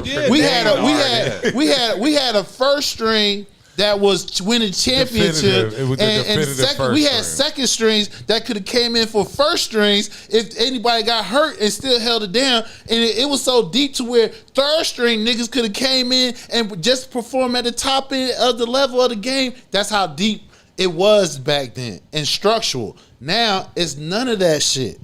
Niggas go viral just over TikTok and Instagram and shit like that. There's no structural to this shit. Y'all niggas banging. You know what I knew? We gonna hip-hop come with was lists fucked next up, week. and it's Everybody not to gonna be bring fucked 5 up like names. that. Everybody gonna bring 5 names. You know how I knew hip hop was losing? Y'all niggas still out here pushing Boss Man. Boss Man D-Lo? I don't know. I don't listen to him, bro. I thought that was your guy earlier. I thought that was your man. No, I know my dog. You were the nigga who promoted him. I did. Or was it Big X a plug? Nah, I fuck No, with Big it X. was both. Boss Man It was D-Lo. both of them. Hold on. Hold on. with Big X. I thought it was Big X the plug and Mexican OT. I listen to Boss Man D-Lo off your recommendation. Okay, all right, fine. I don't listen to your recommendation. I promise you. I promise you, I have not mentioned no Boss Man D-Lo. I kind of think it was. I haven't even mentioned that. I know Mexican OT and Big Ass the Plug. Yes, because I was because that's what we was working on what's today when they first came out. So yes, I did mention. Okay, I'll do this. I will go as far as no, because you know me, I'm staying on my. Now I did mention because at the time he was hot. He had a little. He got a buzz. That's what I'm saying, and that's what I'm. This is has always been my issue as being an MC or used to be an MC. But once we were trying to go against the niggas who had the money, the street niggas who had the money and could afford everything else, it makes everything else harder. It makes everything else more complicated. So even if you got the talent and everything else that required, if you don't have the financial backing, it really doesn't matter. Yeah, it really doesn't matter. I'm gonna tell you who I've kind of taken a liking to. He's newer, Finesse. I think I think he all right. I think Finesse all right. I think he could rhyme all right. And see, I got a problem because I've been around. Y'all heard what I've been listening to, man. And I don't even think it's the hottest music, but it's just energy. It's energy, but I think it's just the new era of hip hop is okay. Like this drill music. I got a question. Right now, who is the newest artist that you are listening to? None. No new artists? None. I can't name. I know who the guys. I'm rocking with BAKJ right now, yo. Never heard of it. I know you haven't. And bro, this is what I'm trying to tell y'all. So a lot of these new niggas, I don't know if they're drill music niggas. I don't know if they just op music. Like I don't know what this new wave of music really is. Besides everybody's catching a body, or everybody has ops and they want to go slime a nigga out, catch a hat like that. Pooh Shiesty. I don't know when that. Because I don't be listening to that shit. What, Nick? Bro, some of this shit is hot, nigga. Look, some of it this shit is hot. Some of that song on Pooh album is hot. Yeah, nigga, Pooh got some decent tracks, but they're not the message. Fuck the message, nigga. Cause a lot of these niggas they promote the same message, but it just does. It's not a hit that's really up there. You see what I'm saying? Like you got a whole bunch of or decent what you songs. might consider a hit because there's no hit. Than we do. Yeah, but there's no hit up there though, nigga. Like it's grimy, it's gritty, it's filthy, it's rugged, it's all gangster. That. It is so gangster, it's ultra vile, gangster. but it's no hit up there. You know, FDO comes on at the end, and he got that song with Glorilla up there, which is that's not. But I don't think those are hits. I think the newest artist I'm listening to, and I don't even think Rome is new, but I've been doing a lot of Rome lately. That's still Griselda, so that don't. You ain't branching out. Hey, Like I said, the new nigga I'm listening to BAKJ. I'm listening to him. I'll check him out tonight. BAKJ. Yes, sir. Look how you gotta sound it out. Meet the Look, Reek. I'm Meet old. the Reek. Meet the Reek. But like I said, I don't know who these niggas is beefing with. Everybody beefing with somebody. So when I'm listening to these songs, I'm like, It's the next like you song, gotta have ops in order to make music. and that's what I'm saying. You got to have so ops. the next song that might come on, I don't know if this is the nigga that he talking about or not, because I don't know who's on these blocks. I don't know who these other niggas. You gotta find their ass on Instagram. They be posting their shit on Instagram. Yeah, nigga, and I'll be like, boy, I know I'm old because These and then they ain't calling them ops no more. You trips and not like it's just a whole, bro. Oh, it's not ops no more. They don't call them ops no more. You a trip. Oh, okay. Mm-hmm. All right. All right, let's go ahead and move on to sports. NFL, of course, is starting up soon. 33 days. Yes, and speaking of 30-something, Shador Stant. Oh, I'm sorry. Go ahead. Shout out to the Carolina Panthers. Anybody watch the game? Yeah, I this saw weekend? it. They play good. King gonna be all right. They play good. And Carson Beck played all right. Yeah. Carson Beck let that ball go. Even though there was all a bunch of backups, but they did good. It was entertaining. I'm sorry, Deb. Go ahead. Go Panthers. Go Giants. Yeah. So Go Cowboys. The Athletics tier list surveyed 35 eligible veteran QBs and said Shador Sanders ranked dead last, number 35, with some scathing comments from respondents. They say he's inaccurate at all three levels. They can't tell if he's going to get better, but there's a huge gap between him and competent QB play. He's not a on-time player. He can't really read through coverages. Is a little bit heavy-footed. And they said he's thicker and harder to tackle than expected. There's no pause. But you shouldn't lose to him. And then it says, I sleep like a baby if I got to play him every week, one defensive coordinator says. Kind of harsh. That's very harsh. I'm surprised it's not Jaylen, the worst quarterback, as much hate as my quarterback gets, but that's really harsh on Shador. Yeah. That's really harsh. Well, They're saying again, he's 3-4 as a starter. right. What's Jackson Dart's record? I don't know. I'm just saying. Why he got to come up? Because Why you gotta bring up Jackson? because There's several other quarterbacks in the league you can bring up. Obviously, he's ahead of Shador. which is some bullshit. That's what I'm trying to say. It's some bullshit. Shit, and the other quarterback for the Saints is ahead of him. What is it, Tyler Shaw? Yes, Tyler Shaw, Yeah, he gotta which be ahead of him, which too. is some bullshit. Why you ain't bring him now, up? the difference Exactly. now all those quarterbacks that Fuck you the had Cowboys. mentioned, right? Everybody went out of their way. We already done proved they went out of their way to sabotage this man. And what he did, what the scraps that he had, he made do. He created magic. So imagine if the man like he getting right now, the reps that he's getting, he's earning it. Because we don't show the stats. He's beating that, what's that, 30-something million dollar quarterback, Yeah. Deshaun, and stats wise. Deshaun was ranked number 31. I'm surprised that you ranked him lower than J.J. McCarthy, because I could have sworn that J.J. McCarthy was supposed to be the worst quarterback in the league. So that's how you know. That's how you know these niggas is still hating on him. They, you know what I'm saying? Ain't nobody putting no name on this shit. Everybody's being anonymous. You know what I'm saying? The whole one of those nine. I'm sure was So- Rex Ryan. One of those I'm sure was Rex Ryan. Exactly. So everybody's hating on Shador once again. So until somebody put their name on it, I don't give creed to no anonymous white executives.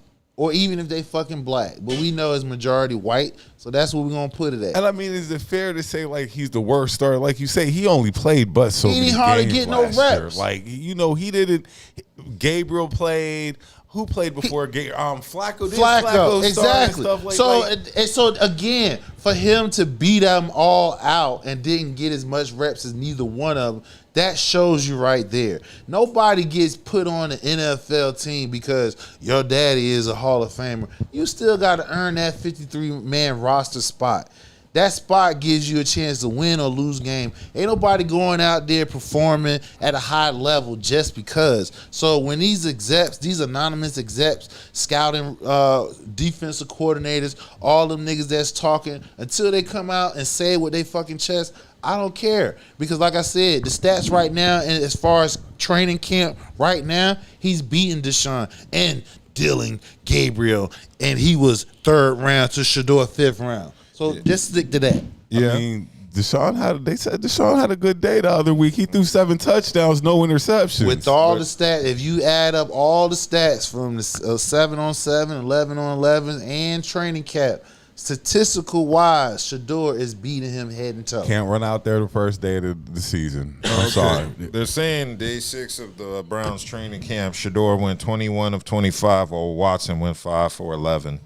See what I'm saying? So it looks like they're working Shador to be the starting QB. I told y'all a couple weeks ago, all they want Deshaun to do is look like a respectable quarterback to where they can trade his ass and get some type of trade asset for him and offload his damn contract. Because as soon as they be able to do that, then they can start rebuilding their team. If they catch lightning in the bottle with Shador, they're gonna take that money and the assets that they got from Deshaun and the upcoming draft first round coming. They're gonna upload and surround him with the weapons he need. All they need to do, beat him out. Like I say, I'm still going with Deshaun first week of Shador week 1 starter. It looks like they're going to make Shador week 1 starter. Like I said. And yeah, Deshaun is going to be the backup veteran QB in case something goes left, and then Dylan will be there if both suck. Because they still got Dylan Gabriel. Listen, man, y'all gonna put some respect on that man's name, dog. Who, Dylan? No, I'm talking about Shador. That man ain't go from Jackson State, take them to win a championship, go to Colorado to a Division I program to where they saying him and his daddy couldn't do nothing. They go in, not only go in and win games, they got a Heisman Trophy winner, Travis Hunter out of that. They sit here going in the league. They sabotage this man because they hating. So all I'm just saying is, I feel what you're saying, but at the end of the day, it's still the Cleveland Browns. It's still what? The Cleveland Browns. I get you. No, you don't. No, because it's not. Even though it's the Cleveland Browns, nobody. You just can't pick your ass up and go on that field and training camp. You still got to earn that shit. Them niggas ain't. Them niggas. Even though it's the Cleveland Browns, you still got to bust your ass. So it's not just. They nobody handing out roster spots. Okay, so we're going to go into Cleveland is in the north with. Cleveland, it's Cleveland, Pittsburgh, Pittsburgh, and Baltimore. They last. Yeah, dead last. Now, Charles said nobody's going to take Deshaun Watson's contract. That's like paying Portland, Carmelo Anthony, New York Knicks, Carmelo Anthony's price. What they're going to do is they're going to eat up some of the contract. All they're trying to do is get a couple. If they get a 5th or a 6th round draft pick and somebody they'll eat up half his contract. He would be trade asset then. I gotta see it. I got to see this. That's going to be an interesting situation in Cleveland. And then Cleveland just going to be a different team altogether anyway. You ain't got Garrett no more. So the defense, we'll see what their defense look like. Not like their defense was really like that anyway. They had the best pass rusher in the league. The player they got for Garrett, he ain't Verse no bum. Nice. Verse ain't no bum. Verse is nice, but he's not Garrett. He was on the top rated. They was a half a game from the damn championship.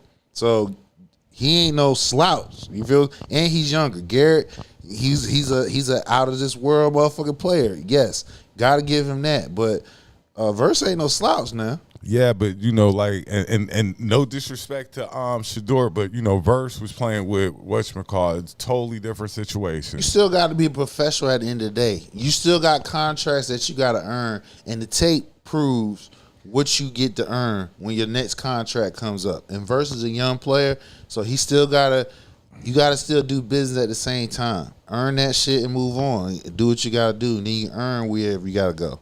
Yes, indeed.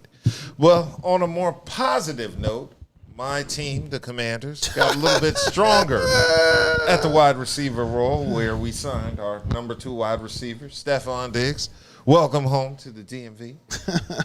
Back home, where he grew up and played college. He's going to be running shit as the number 2 receiver alongside Terry McLaurin from my Commanders, which gives Jaden Daniels a brand new target to throw to and extend this wonderful franchise that's fledging as it's going to take us to our first Super Bowl in a very long time. When? This season. Mind you, Eric. I just rolled my eyes. They laughed. I just rolled my eyes. Listen, hey, everybody who's in the chat, that all of us, we got teams in the NFC East. You know, of course, he's Commanders, he's Eagles, Giants over here, Cowboys. So, you know, we're going to be super biased. But, yeah, we laughing at that. Yeah, we laugh at the Cowboys every Yeah, season. well, guess what? We beat y'all ass. It doesn't matter. Yeah, we beat y'all. Well, we beat y'all. Split 50-50. Okay.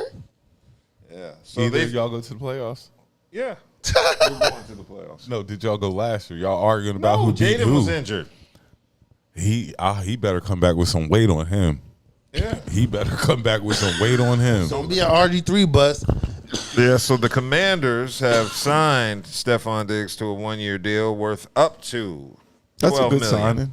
That's a good signing. Yeah, you got a problem at the wide receiver. We got Scary Terry and goddamn Stephon Well, Diggs. shit, you got to block your damn quarterback because y'all lost y'all left tackle. I know. I said y'all. He did good, but we're not worried about y'all. We got DBs and quarters to cover. Like We we're damn not sure worried do about too. that.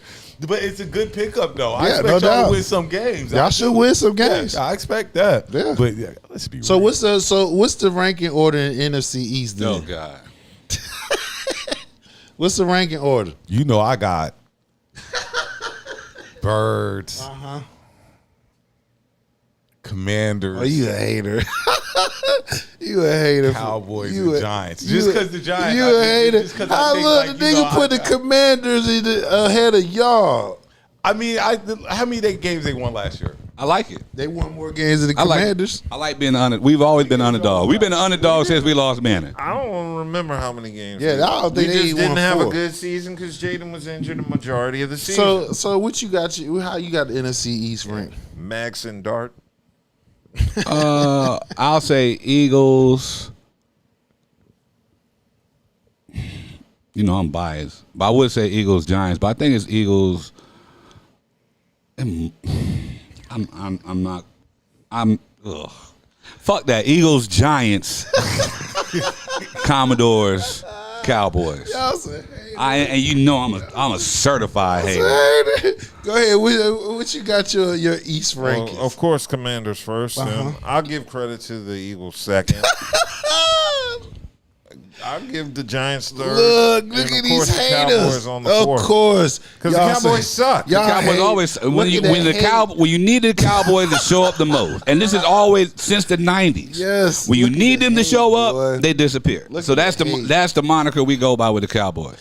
Really? And we just gave y'all a game last year to make You shouldn't have y'all gave it to us. Y'all gave y'all You one. shouldn't have gave it to we us. Beat y'all like y'all You was shouldn't like, have gave it to my us. God. See, this is what how we give life to people. So, all right, everybody gave theirs. I'm going Cowboys, Ugh. Eagles, Ugh. Commanders, Ugh. Giants. Mhm. That's my ranking. Let's do the South. NFC. Okay. Panthers, Tampa, Saints, and Falcons. Yeah.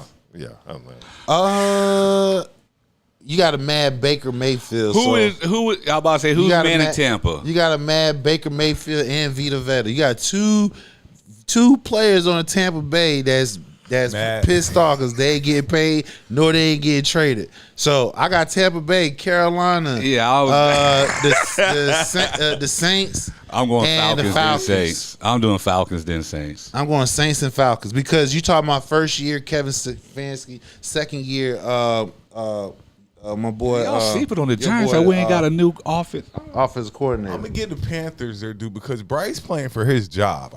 I think this year Bryce Extension. is going to be This playing. is- I think they- he's they playing took- for. I just think that if he doesn't get them to the playoffs next year, the draft is quarterback heavy. So really, any quarterback this year who kind of your job in trouble next season. Oh, yeah, where the nigga from Indiana went? Raiders. Vegas. But next year, the draft, they got what, 6, 7 Supposedly. quarterbacks? Supposedly. So, if it's a lot of jobs going to be in jeopardy next year. So I think Bryce is going to have the Panthers running. I kind of like the Falcons, depending on who they run out at their quarterback. Because they got Tua, and who's the other one? Tua and the one that what's his name was already Penix. dead. Is Penix still there? Okay. Penix. He was, Penix. He was there. He was the starter. Then I got Tampa, and then New Orleans. That's how I see it. Tampa, New Orleans. Yeah, that's because like I stated earlier, I don't really care about the West Coast in the NFL until they start winning and become a threat. Yeah, it's basically South, East, and it's probably because we're over here too. Yeah, that plays a big. I'm sure it's because we're over here. We were out west. I'm sure it'd be. What can we expect from your boy this year, though? Travis. What is he? What can we expect? Oh, he from done him? bulked up. My boy got bulked up. Travis Hunter got bulked up. You look at a picture of rookie year now. He had some muscle on it. So I believe he will. I believe they're gonna play him more on the cornerback side. He'll still get his reps at the wide receiver, but they gonna focus on his ass on that defense. But real talk, if Aaron Donalds do come back, my God, which I pretty much anticipate he will. I mean, nigga, I'm scared of him. We got him week 4, so we getting them out the way early. However the game play out, just get them out the way. Like I said, if Aaron Donalds, if he comes back, which I think he will, he most likely will. He coming back. That's gonna be a scary ass. We all got the Rams this year. Yeah, everybody in the NFC East. Yeah, we all got the Rams this year. Look, you can't double team but one of them. You can't double team but one of them. And like I said, they just traded They traded Verse for Garrett. You know what I'm saying? So you just swap players and draft picks, and they pretty much had the defense that they was almost a half away from the championship. Then you come back and bring another all-time great in the middle. I mean, damn, nigga. I mean, plus you got an all-time great quarterback. Like the Rams are going. Is he an all-time great quarterback? Stafford? Yeah. Matthew Stafford. Look at the receivers he had. Somebody, they was talking about this shit. Look at the receivers he has had. You're only as good as what you. This can work nigga had with. Megatron. Look who he got right now. I mean, Puka, Devontae. I mean, he got a 3-headed monster out there. I mean, look at the receivers this nigga has had.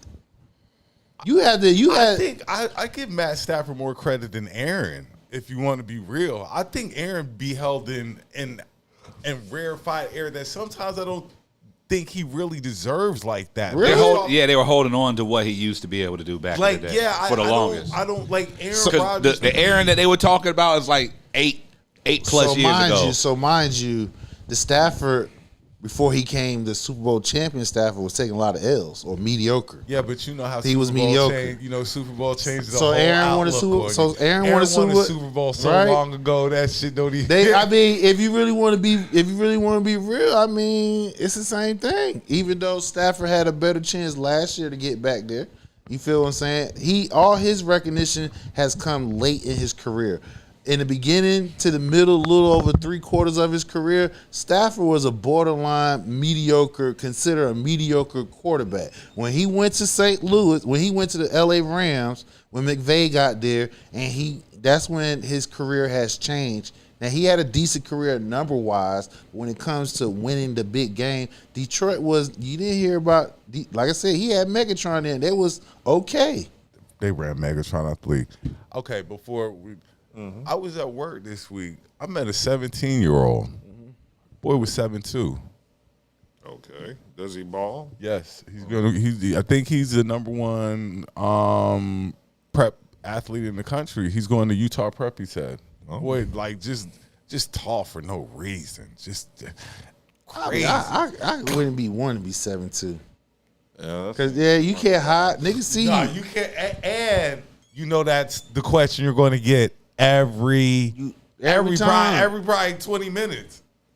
How tall are you? Somebody staring at your ass and all that shit. Like, Look, 7'2", like, and he's 17. Like, that's crazy. His growth spurt don't stop until like 21. He said he going to Utah Prep, so you know what I'm saying. But and I found out the kid that was from here that went to Arizona State is now the Spurs backup. Oh, I gotta look it up, but he's the backup to Wembanyama. He went, he played high school basketball here about 2 years ago. How about I found out my son's AAU coach used to coach Day'Ron Sharp from the Nets. Okay. So your son is gonna be going to the league then? I hope so. I hope. Any of them. I hope. Because my brother-in-law plays, I think he's in Hungary now. Like, he just got picked up again. Like, he's been Shout out playing. Heavy Chevy. Yeah, Chavez's been playing since he been out, since he graduated from USC, yo. He been overseas living. USC Trojans. Oh. Yeah, he was playing with, the brothers. Mobley. Yeah, the Mobley brothers. Yeah, man. Cool. Shout out Heavy Chevy, man. And he used to play with Seventh. Like, that's how Seventh even came up. Like, they put all that pressure on Seventh, but obviously we see Chavez was the one holding that bitch down. Cool. Y'all got anything else to discuss? Nah, that's about it. Hey man, shout out Pooh Shiesty, man. And all the Pooh Shiesties out there, man. I just want y'all to make better decisions, man. Just think first before you react, man. No matter how you were raised, just think first. And if you haven't listened to the Rick Ross album, do listen to it. Even though with all the features, like I said, You gonna mark it for him? Yeah, I hear that. Hey, I got. Hey, listen. He got, like I said, it's 3.5 mics all day. It's with all the features. It's 3.5 mics all day. If you haven't listened to it, listen to it. Oh, and with that being said, shout out Carolina 252. Big Carolina. Big Carolina. He's about to put me on something. I'm excited. You know, my birthday coming up in a few weeks. Shout out Leo season. It's Leo season, man. It's Leo season, dog. It's a rooftop party coming up. I'm so excited. Man. My birthday on the 22nd, yo. So it's like, y'all know how long I've been trying to put these parties together. And like, just to have somebody be like, yo, let's coordinate something. Let's coordinate, man. So shout out to him. And also shout out to my nigga Dot, man. Dot's on the rebound. About to be back outside too, yo. Cool. All right. Well, it's been a good 2 hours, 36 minutes. Make sure if you got this far, you like, comment, subscribe, share. Yo, we are less than, we got like 1,200 more likes on a subscription on YouTube. Let's get to that 10K mark, because we're going to need some people to monitor the chats and everything. We're trying to get that live call in. Run these numbers up, baby. Yeah. Like, share, subscribe, comment. You know what to do. LLP.